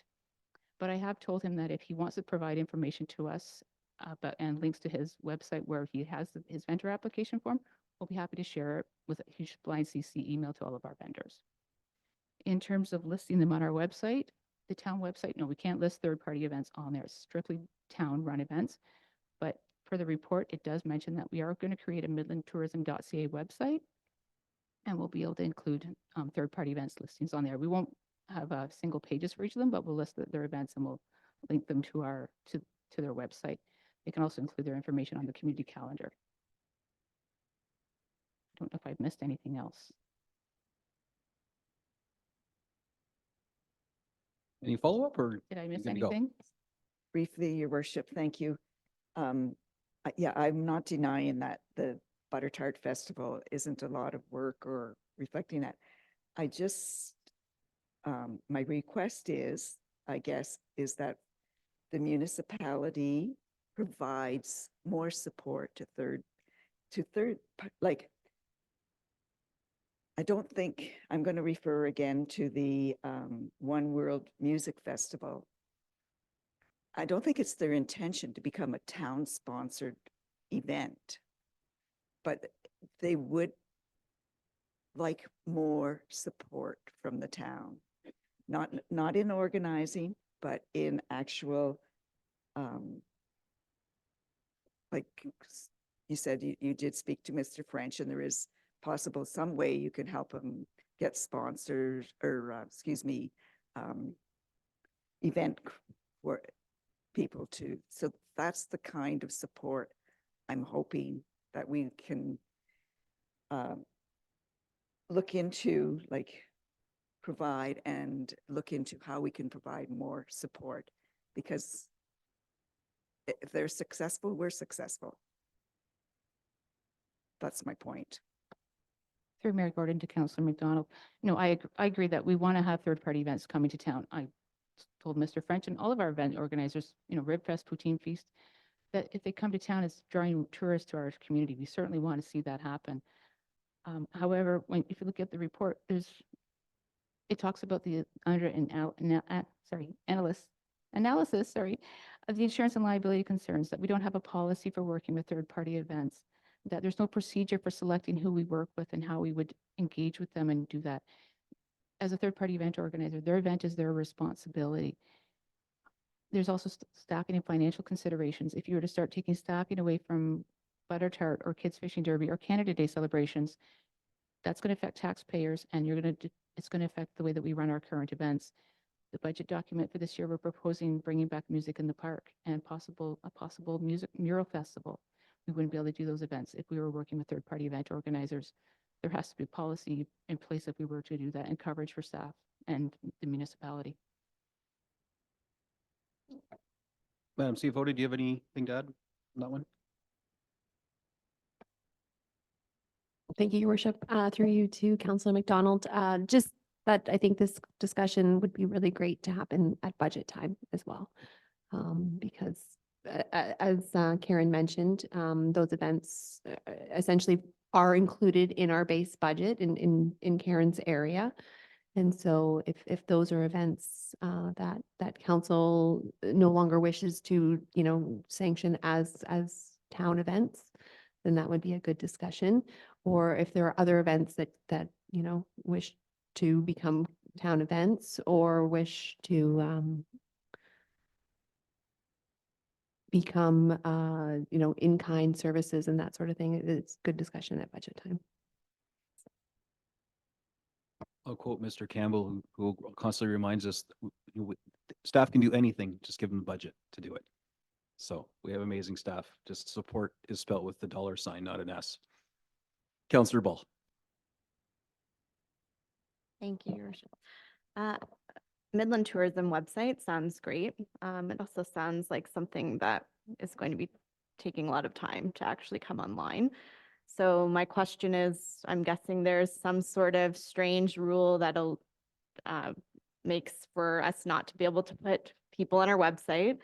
Is there not some sort of section that we can create that we are not sponsoring events, but there's what's going on around town sort of section on our website? So we are supporting these events.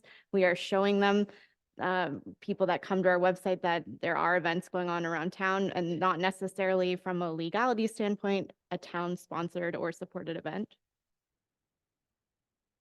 Through Mayor Gordon to Councillor Ball, the community calendar on the website allows organizations that are having third-party events or any activities to promote themselves. It would not be for profit events, but they could certainly put their information on that website, and it's vetted by staff to make sure that's appropriate to be on the website. The midland.ca website is actually going to be a microsite. It's similar to how the Butter Tart Festival website will be. It won't be as detailed as the current town website, so it won't take quite as long to put together. We're also going to pull and link to some of the current town website pages as well. So the development of that will be a little less time than it took us to build midland.ca. Follow? Thank you. So it's on the event to come and actually put their own information into the website. So if there is a profit to be made, then that won't appear on our website. And also, how much staff time would be required to fill in like an event section on the website? So that's not put on people coming in to run their event to be able to put it in because you're approving everything that goes on the website. So can we not just input it as well? I'm not sure I understand your question. Sorry, if we can input the events going on around town instead of just vetting the ones. And I'm just clarifying on what you said about the profit event. If you're saying that those don't appear on our website if they stand to make a profit? So through Mayor Gordon to Councillor Ball, on the current website, if you want to put something in the community calendar, for example, a not-for-profit or charitable organization could list an event that might have a ticket fee associated with it. And some of our events that some third-party events that might have a small ticket fee to get in might be appearing on there. It wouldn't be, for example, that a local business is having a sale. We wouldn't put that on the community calendar. Once we have the midland.ca website created, then we'll have an application form, and so that if a third-party event wants to have their listing on there, then we'll go through that and vet it as well. So there'll be a procedure as well. We won't be putting, a business having a sidewalk sale or anything like that on there, unless it's, the BIA is putting on an entire closing in the downtown and having a sidewalk sale. But if, Ribfest, they charge $2 to get in, then we would certainly include that on the community calendar and on the midland.ca, midlandtourism.ca website. Trying to go to a 2-question limit on these things rather than letting things go on and on and on. That was our sort of New Year's pledge. Guys, you got something new or? Okay, so something new, go ahead. I just want to know if businesses who apply for event permits, are they made aware of that they have to go on themselves and do this? Through Mayor Gordon to Councillor Ball, we haven't developed this website yet. We've just actually developed a brand new online application form for third-party events. So once we've got that in place, then we'll be inviting them we'll be able to get their information on that midlandtourism.ca website. And we'll also be able to do some social media through Midland Tourism, letting them know that there's a new website and we can certainly put event listings on there. Sorry, currently, when people apply, do you make them aware that they have to put their own event into our webpage? Into our community calendar? Some of them put them in automatically. Some of them would not, because some may not be open to the public. But the track and field days that the school boards organize in Little Lake Park, they may not put that on our community calendar just because it's not an event that they're going to be attracting a lot of people to. It's more for the school boards and the students involved. All right, maybe the takeaway is on that application form, we can just make note that there is a link you can click on to add your own thing, because we don't want to turn this into a make work project for staff, right? So that'd be good. Then they know about it. Just as we would link to BIA and other things like that. Any other questions about this report? Receiving for information? All righty. So I'll call do I need to read it again? Or are we good? Okay, call the question. All those in favor receiving this information? Any opposed? Carried. All right, and that's it for the pulled reports. So I now have a motion moved by Councillor East, seconded by Councillor Ball, that the committee of the whole rise and report. All those in favor? Any opposed? Carried. All right, now we're, oh dear. Madam Clerk, what did I forget? Thank you, Your Worship. You forgot section 18 and 19, the notices of motion and general announcements. I did too. Oh, you think I want to get out of here? I'm not really in a rush at all, folks. So notices of motion. I did. That's the one I had to backtrack from. That's why. Has in the past half an hour, has any counselor come up with a notice of motion they'd like to read on to the record tonight? Seeing none. General announcements. First of all, I'd just like to send out my sincere condolences to the Meredith family, the loss of Uncle Jimmy. That's what we took our pause for tonight, and near and dear to our hearts, bit of an icon pillar in the community. All kinds of people know him, and we lost him tonight. So my sincere condolences to Councillor Meredith and to the family.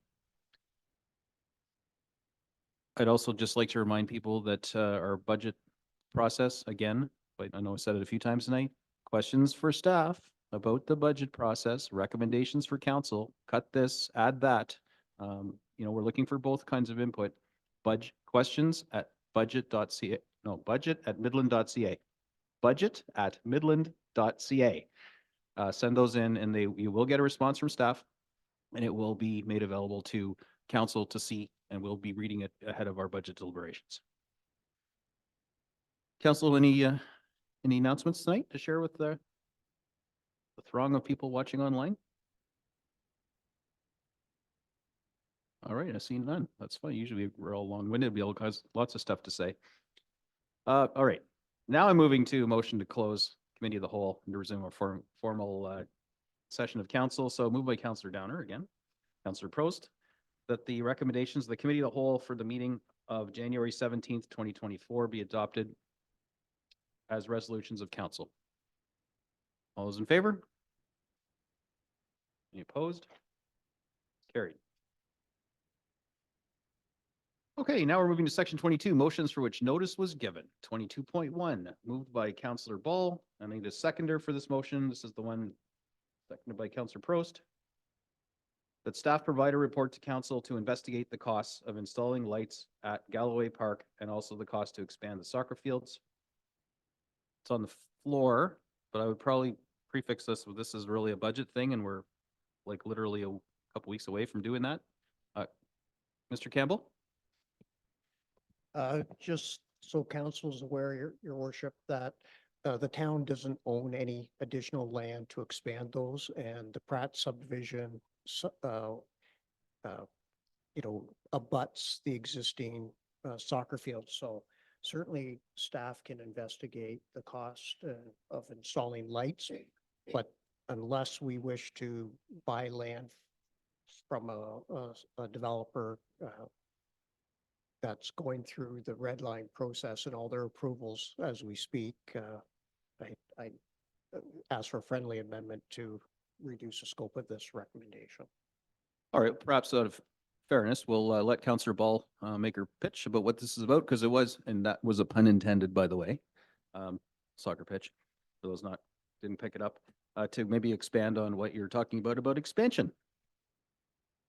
Yeah, absolutely. I mean, that's good to know. So you can do a friendly amendment. I obviously did not know that that was going there. So that's unfortunate. Well, fortunate and unfortunate, I guess you can take from that. But they obviously we have a lot of soccer clubs in the area. The North Simcoe Soccer Club is one that reached out to me saying that they have a lot of registration and a lot of those they can't service. They have a long wait list, and it's one of very few affordable recreation programs that Midland does have in it. And they were looking at the cost of being able to expand. They have the ability to contribute, but not the full amount. I'm hoping that their contribution based off of what the actual cost report coming back from staff would be not leaving any amount of money on the table for us to have to pick up, but that's what we will find out when we get the report back for the cost.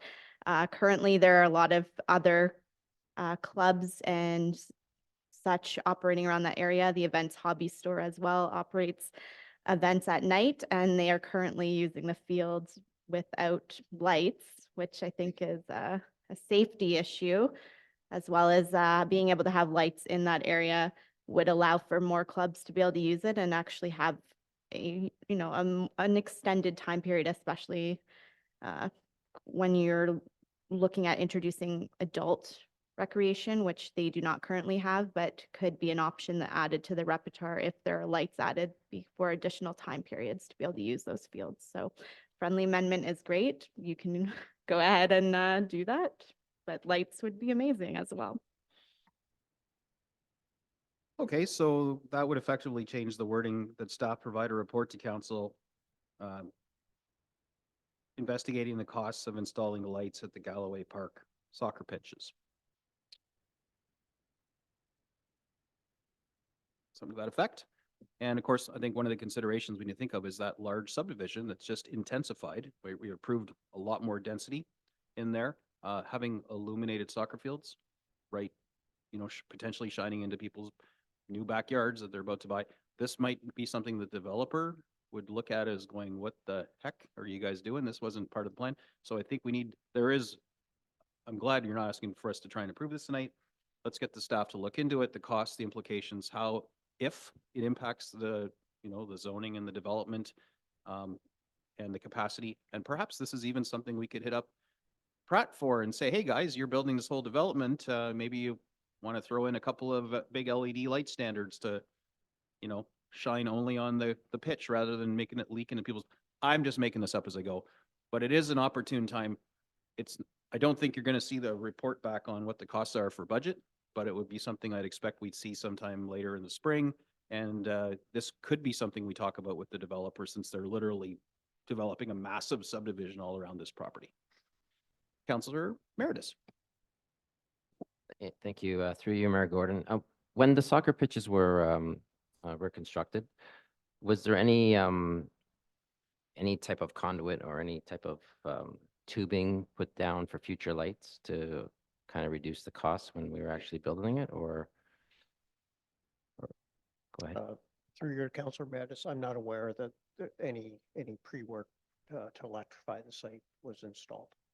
But again, when we do our analysis, because we will have to, hire someone to generate an electrical design and for that, and I would expect we're in the $300,000 range for lights on that field, if not more, is about what the cost will be. Councillor Ball. Sorry, I'm just saying, maybe a reduction of cost would suggest solar lights that don't need to have a hardwired option. I think that seems excessive for playing soccer. Maybe there's other alternatives we can look at, not just that. And I don't, just a friendly option. Well, I mean, I haven't, because we're talking about, there's going to be staff time involved and costs, right, to factor all this out, and there's no way it's going to get into the 2024 budget. Maybe we, and this is on the floor right now, I mean, it's not a big deal. We're friendly council. We can revisit this later, but if we were to defeat this right now, this would give you some time to do some homework. Look into field lighting that can be solar powered. Does it produce enough lumens to be effective when it's high enough? It probably won't, but I could be wrong. You could do a little research on this, save staff time and money, come back with some basic ideas, and that could be part of a budget ask that you could put in sometime in late summer, early fall, for next year's budget cycle, and you already have done some research and saved some staff time and money. That, assuming you're amenable to that, nothing compels you to do that. Yes, and Councillor Mayer just suggested we maybe find something at AMO, but the last lights I looked at AMO, that they offered free lights to Midland and they're not approved in Ontario. So I don't know if that will be the option, but absolutely, I would love to research this further and go ahead. Well, just you have my commitment on the record that I would vote for reconsidering talking about this after you've got some more data and that you could bring forward with your motion. I would absolutely entertain it coming back on the floor later. Again, I can't speak for other councillors. We need a 2/3 vote to do that, but that might be one way to deal with it rather than approving this right now. I think it might be a bit premature. Just my thoughts on it. Councillors, anyone else? Okay, we'll call the question. We haven't done the friendly amendment to it, so we'll just leave it as it is right now. The cost to expand the soccer fields, we already know that would be, we can't because there is no space, and we're not going to buy development land from Pratt, who we've already approved subdivision for. So I'll leave this as it's written, and we'll just call the question for now. Again, with my commitment, hold me to it when this comes back to us. All those in favor? Seconded by Councillor Prost. All those in favor? All those opposed? Okay, that's defeated, and we will see it back again. Next, we have that the town's open air burning bylaw 2023-14 be revisited. This would be a motion to revisit because we already did that once this term. I think Councillor Downer has some comments. Well, I'd like to see it removed from the agenda. I didn't realize that we'd already revisited and there's nothing wrong. The only thing is, I ask people to be considerate when burning and don't smoke your neighbor out. Don't burn garbage. So if those things are all being adhered to, I don't have a problem with having a fire in your backyard. But, as far as I'm concerned, you can take this from the agenda. Okay, well, we don't have a seconder, so if there is no seconder, it's like it never happened, other than we just heard something about it. And we did mention this last time, right on the permit, because I still have it hanging on the back of my door. The permit doesn't give you a license just to burn to heck with your neighbors. If the smoke you cause from your fire bothers any of your neighbors, you're violating that permit and you can't burn. So if you have not a great relationship with your neighbors or they have breathing issues, just because you went and paid your whatever it is, few bucks to get your permit does not give you a license to burn. It's one of the exclusions and exemptions printed right on that license. Hopefully that gives some solace. So that being said, I have this motion. I don't have a seconder, so well, I'll just call again. Is there any second? Okay, fair enough. Next, moved by Councillor Downer. I need a seconder for this one, that staff provide a report with respect to the setbacks currently in place for temporary parking portable shelters, and that they consider requiring that structures be located further from the road. To get this on the floor, I need a seconder. Seconded by Prost, Councillor Prost. And take it away, Councillor Downer. Thank you. I was approached to bring this topic up tonight. Tate Township has a bylaw that states you have to have your temporary shelters built back on your property, not facing up close to a road. So I think maybe we should take a look at something, because there are a few around town that are right on the sidewalk, right up to the sidewalk. And it looks like the difference, to be honest with you. And I'd hate to see that start taking over. And if we do something now, we can probably prevent it from happening. So.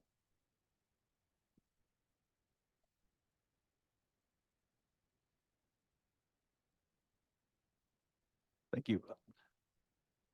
Mr. Farquharson, any comment on this? The example just given where somebody had one of these tent type, canvasy, plastic, whatever, tarp type shelters.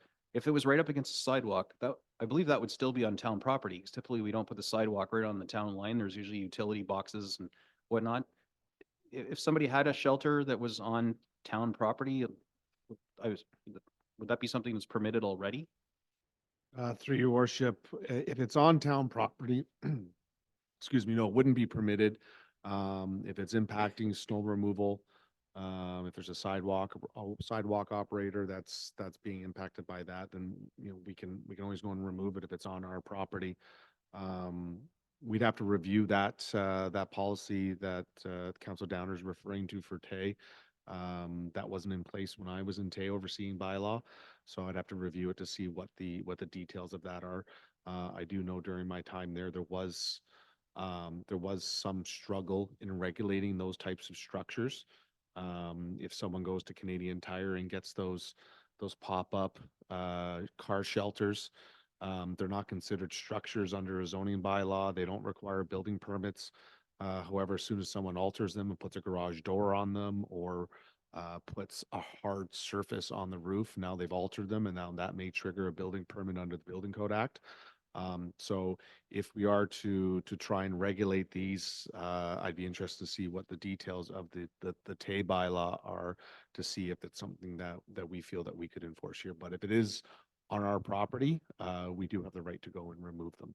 And I'm not sure if Mr. Campbell has had any calls from his staff saying that these structures are there and are impeding stone removal actions. I'm not sure. Thank you.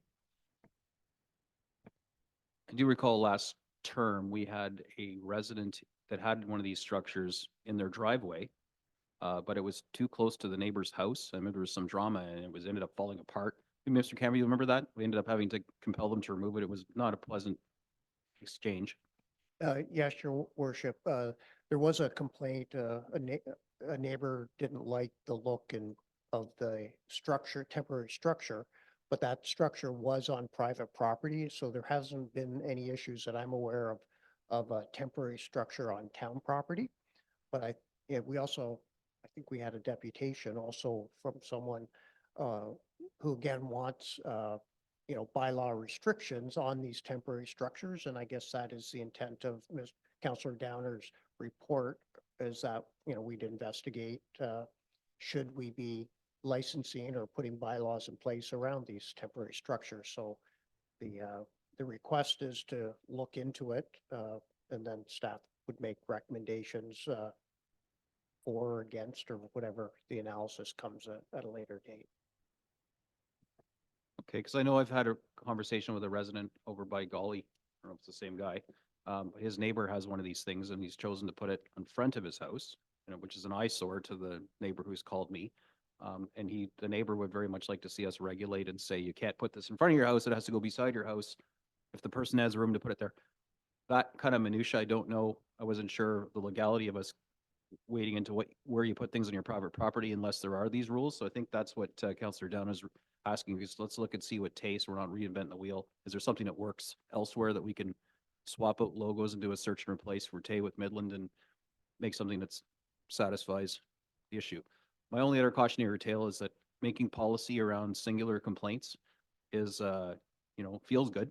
I know I get the same phone calls, but I tell people too, I shouldn't be suggesting I make town policy because one or two people are perturbed about something.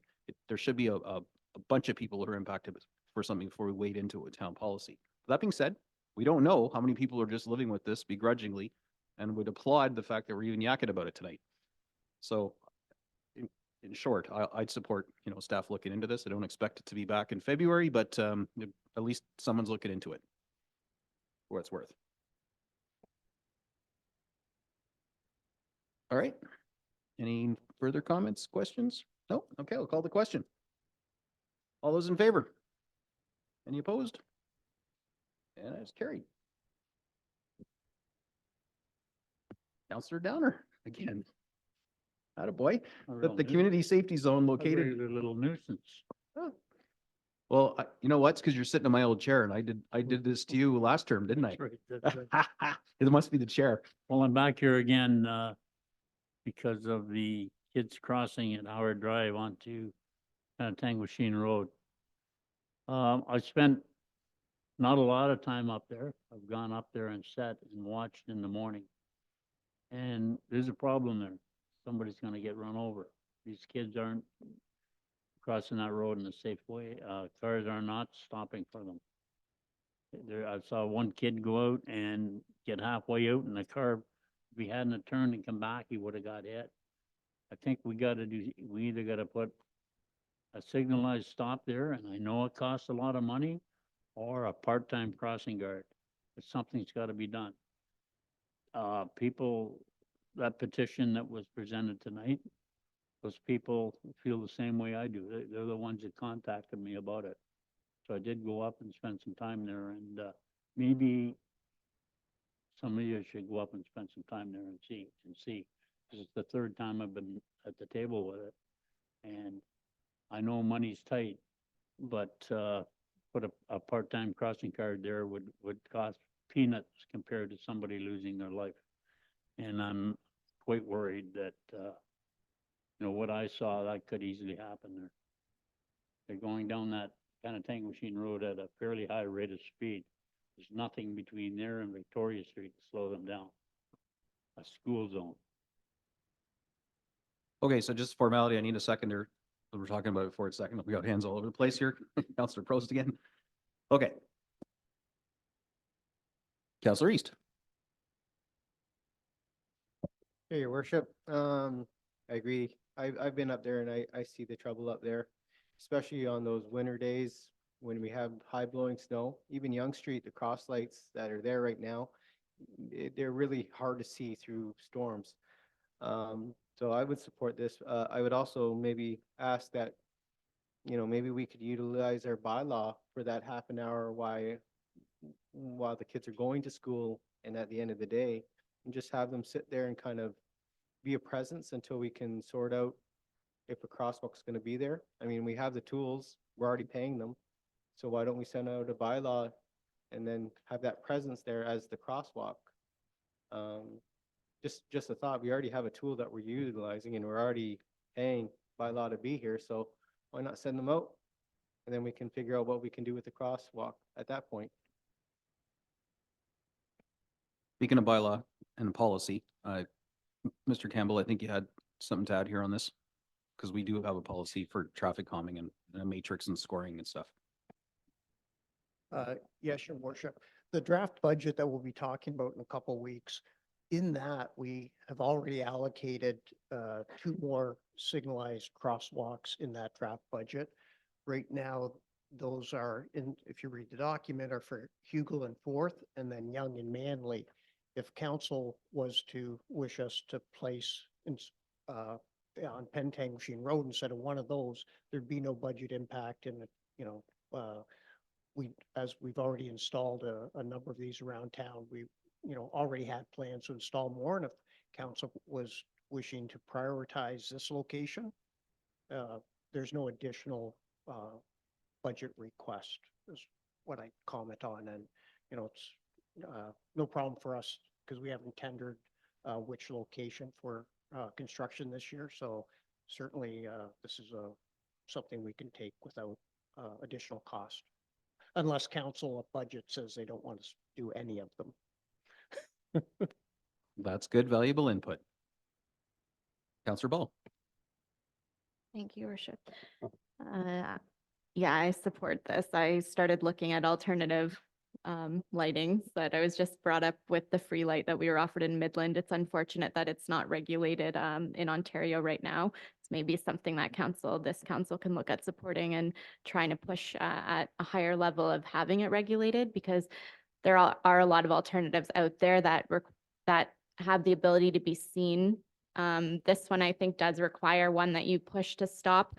But the light that I'm speaking of is an additional light that is similar to our slow down signs that you can't see in the winter right now. This has a child that's in the middle of the road.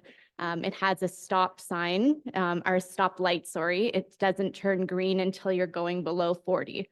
So it's a red light. It's not regulated right now in Ontario, but it's something that I did see at the AMO conference, and it's something that maybe we should look in as a council of how to push that forward at a provincial level to be able to get it regulated, because those signs don't work. And I think that in this case, we do need to put that crossing button, but if one doesn't press the button and doesn't stop, then there's nothing regulating people to stop either. So I think there's still an additional signage that needs to be there, and the ones that we have are not working. And I think an alternative like the one that I saw at AMO, they offered us a free light in Midland. So unfortunately, we're not allowed to do that because of provincial regulations right now. So something that I don't know how we bring that forward to be able to look at that and push that at a provincial level, but maybe we need to seriously start looking at it because it's an issue.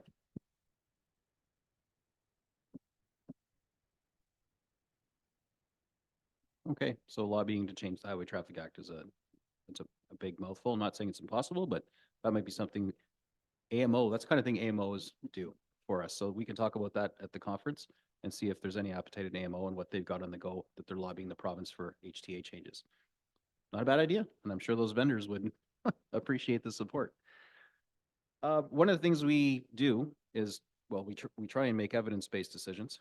And I'm not suggesting for a moment that the anecdotal evidence from going to the scene and observing it with your own eyes disqualifies, but we have invested in these little signs that bolt onto poles, and we have a trailer that we don't use in the winter for some reason, but the bolt-on signs with a little solar panel count cars, register speeds, and collect evidence. So what it might be worth doing is seeing if the engineering crew could bolt one of these things. We have a few of them. Mr. Campbell, I don't know if they're already all spoken for, if they don't work well in the winter, but we collect some evidence from this area, and during the school year, obviously not when it's summertime. And actually, let's see how bad the problem is and when the peak times are, and see whether it's justifiable to redirect, for example, Young and Manly, very heavy populated area on another arterial route, redirect the funds that we were going to put there. There must be some rationale why we picked that location, and redirect that effort in front of the school. Maybe there isn't the evidence to support it. We found this with Cook Drive, where anecdotally, the residents will swear on a stack of Bibles, God love them, that people speed in that area.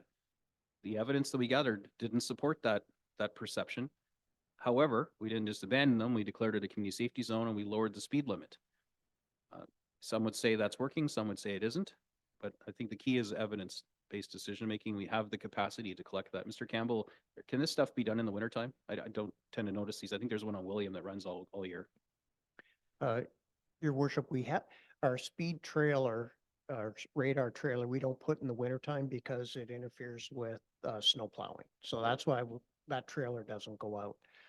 As far as in front of the school that Councillor Downer has brought up, last fall, we also did some modifications to the community safety zone in that area. We repainted the crosswalk lines, and we're just, we have to move the flashing school zone sign once. We didn't get it done before winter because of time it was taking to get located, so we still have that to do. The location that we've been placing these crosswalks was based on the master plan that was done 2019-ish. Back then, there was a crossing guard at this school location, so therefore it did not make the list of crosswalks in the master plan. But all school zones are the priority for these crosswalks. So I have no concerns with, making this location on Penetanguishene Road because it is directly in front of the school or just down the street a little bit from being a priority, because that was the intent. All the schools were the first priority, and then you'd move further away to other locations. So aside from the one on Bayshore, because again, that was, again, a high traffic area. That's why it was prioritized along with the schools. But, certainly when we look at the two that are in the budget for this year, those locations, I have no concerns that the school would not get to the top of the list. And we have had our speed trailer out there during the summer months, so I don't have that data in front of me, but that's why in the fall, we already addressed this issue partially with council. That's great, because there's certainly a lot of signatures on that list that believe that there's a problem there. Councillor Downer and then Councillor Prost. Unfortunately, it's not just speeding. People on their cell phones, people texting. Like, I'm not a cop, but I know when somebody's looking down, texting and not looking at the road. I saw a lot of that. And so there's more dangers than people speeding on that strip of road, as there is all over. But I'm just concerned about somebody walking out and getting a false sense of safety, so thinking that buddy driving the car is gonna stop for you, and he doesn't. I saw that 2 or 3 times where it was one of these. So, just saying. Just in follow-up to what you're saying, so to be fair, blinking lights, when the kid presses the button and believes that people are paying attention and stopping for the blinking lights, what you're describing, the kid would still get mowed over, right? Yeah.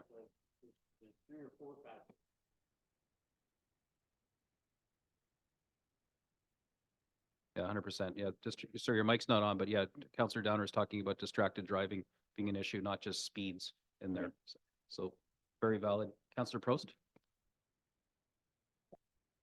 I use that road quite often, and there's a new stop sign when so you stop at the very end of the end of Penetanguishene Road to turn right. There's nowhere else to go unless you were going to do a UE in that. And at first I thought, like, what is that for, right? But it makes sense because people can now cross from the school safely. So while we're waiting for things to happen or money to appear to put something safe there, can we not put a stop sign there for now? Because then they have to stop and the kids can cross. And maybe it's too close. I don't know what the Highway Traffic Act is, how that all works, but a stop sign could work for now until we can get something more permanent. Because I stop at the stop sign. So you're suggesting a stop sign for vehicles traveling north-south on Old Penetanguishene Road at Howard. Is that the suggestion? Mr. Campbell, you know those book, whatever it's called from the MTO, you know those things, the back of your hand. Well, with that intersection, I think if that's council's direction to, install signals there or to bring back a report with, do we put in the PXO, do we put in full signalization or make it a three-way stop? Certainly, if that's the direction that council wishes to give us, we'll come back with a analysis and recommendation. Fair enough, sounds good. Just not a courtesy crosswalk. God, the Hail Mary crosswalks. Councillor Downer and then back to Councillor Prost. The only thing new I have to add is the expediency of this thing. Okay, we've been getting away with this, and I'm just saying, the shortest trail to getting this done would be in the benefit of everybody. So that's all I'm saying. I don't want to drag this on for 2 years, study after study, report after report. Just go up and sit, and you'll see there is a problem. Councillor Prost? That's all I was going to say, because this can take time and I don't think we have time. So that if it could be done by the end of the week, it's a couple of stop signs. I don't know what timelines are. Maybe that's too soon, but we don't want to wait 6 months or a year or two to have something happen. And maybe this will work. Maybe we don't even have to do any more than stop signs. Maybe that'll solve the problem. Through your worship, if that's the direction of council to put a stop sign in, we do have to bring a bylaw. So if you were to give us direction today to put stop signs at Howard and Penetanguishene, we could bring a bylaw back to the next council meeting, and then, it's just a matter of, getting locates and installing a sign, that's not a big deal, but you can't put a stop sign in without an approved bylaw. Okay, so that's a relatively inexpensive and arguably quite effective way of controlling the speed of traffic on a street, is that three-way stop. We can modify. We know that we can already redirect where a signalized crossing is going to go, but that's not happening overnight. Look at the William one, right? We haven't put it in and the footings have been in for ages. It takes time and you got to get hydro to it and everything. Or we can redo the wording of this motion with some really hacky friendly amendments and turn this into direction to install a three-way stop at that location, realizing that councilors are making this up. There's no staff input on it because we're just directing them kind of blind, which we can do. But we just need to accept that we're prepared to do that. And that would mean on February 14th, a bylaw would come back that we would endorse, and then the MTO gets notified and the sign becomes legal, and then we get the sucker truck or whatever comes out to put this pound in these things. If that can happen quickly. So we can either keep this motion the way it is right now, where we have staff explore all these different options, or we can radically change it and basically and we did this downtown against staff wishes when we put in the four-way stop by Grounded. We can change this motion right now to direct that three-way stop and come, give it its blessing on the 14th.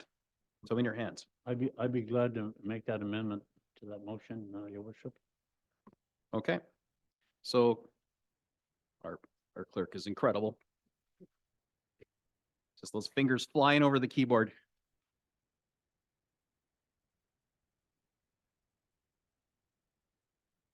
All right, so the new motion on the floor is moved by Councillor Downer, seconded by Councillor Prost, that the community safety zone located at Howard Street and Penetanguishene Road include a three-way stop in order to stop traffic completely. Sound good? Don't think you need discussion on that bad boy. Let's call the question. All those in favor? And that is carried unanimously. Amen. So anybody that thinks, oh, don't put those petitions in the council, they don't listen to you, blah, blah, blah, here we go, folks. Your worship, I didn't get a chance to comment. Oh, I'm sorry. That's fine. I forgive you, but I would like to just Well, make please, a comment. comment anyway, nonetheless. It's just in regards to, I think it's an excellent idea because both ends of Howard Street will now have a three-way stop, which makes a lot of sense. So good work, council members. Well, and good work to the staff too. I mean, staff are always good work, lavish praise on staff, but good work to the residents. They banded together, they put together this petition, they put together the case, they rattled our cages, getting a hold of their counselors. They did everything right. They submitted this thing. Here it is on the agenda. Boom, we made a decision. And, within a month and a bit, there'll be stop signs there. So, right on.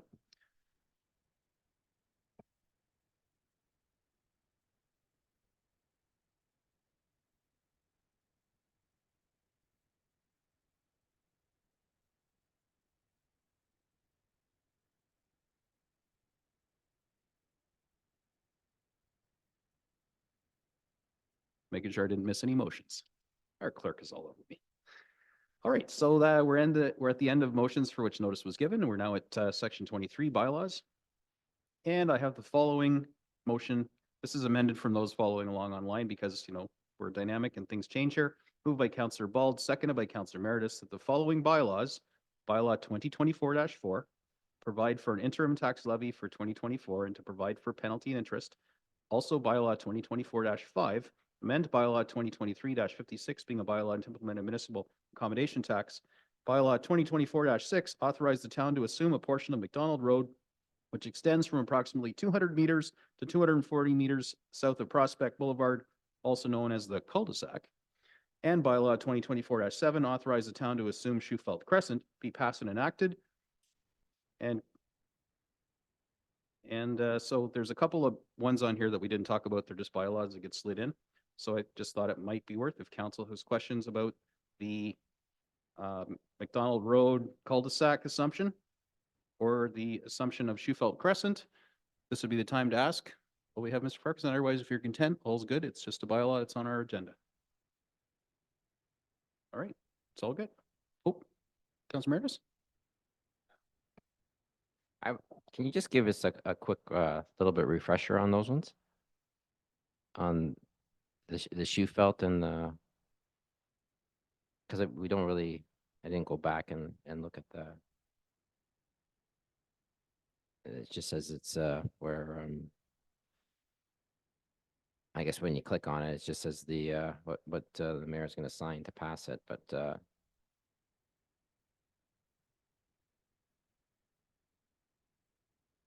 Sure, Mr. Campbell. can you do that? Yeah, Mr. Campbell can talk about the assumption Just a quick, from non-assumed to assumed and the responsibilities that come with that. that'd be great. Thank you for clarifying that. Through your worship to Councillor Meredith, these two assumption bylaws are, I'll say housekeeping issues. When a developer, they build a subdivision, they have certain obligations, and at some point in the subdivision development, their responsibilities end and the town becomes fully responsible for different works in the subdivision, whether it be the sewers and the water that are underground, the roads, the sidewalk, the street lighting, a pump station and things like that. So for both of these, the works in the subdivision agreement have been completed, the warranty periods have expired, and the developers have gotten back all the monies we've been withholding from them. So this is just making it a formality under our contracts with the developers. So the I don't know how else to explain it. It's just at some point the developer is no longer responsible and the town is fully responsible for these roads. Right, so it's safe to say when the developer is developing, there's unassumed roads from the town, and then once it's complete, then they're assumed by the town. This is sort of the same type of thing? That's exactly what this is, but Oh, there's okay. typically warranty periods in there. So we have, we have an underground stage release and assumption, then we have an above ground completion of works, and then we have a warranty period, and then we go to full assumption after we have said the developer is no longer liable to fix anything related to it. To get to that assumption stage, We make them go like in Shewfelt and that they had to go repave. You would have seen them in there repaving the road because they thought their work was adequate. And we said, no, it's failed. And we haven't even assumed it and the road's garbage. So they had to go in and repave as an example at their cost. Great, thank you. That's a great example, because, you know, once we assume it, it's ours. So if we accept a crappy road, then taxpayers of Midland are on the hook for repaving it. So we definitely, it's no different than stormwater management ponds. You'll see super overgrown, nasty looking things that look like a jungle. You'll know those aren't the town assumed ones. They will be brought up to being a barren desert where you only see is concrete and water, before we assume them. And so that's just part of the process. So, but because these popped on here, I just wanted to call that out for anybody that doesn't know what they are. Just feeling comfortable passing stuff you don't know what it is. So Yeah, and for clarity, this assumption also gets those roads transferred properly and as highways under the Highway Traffic Act.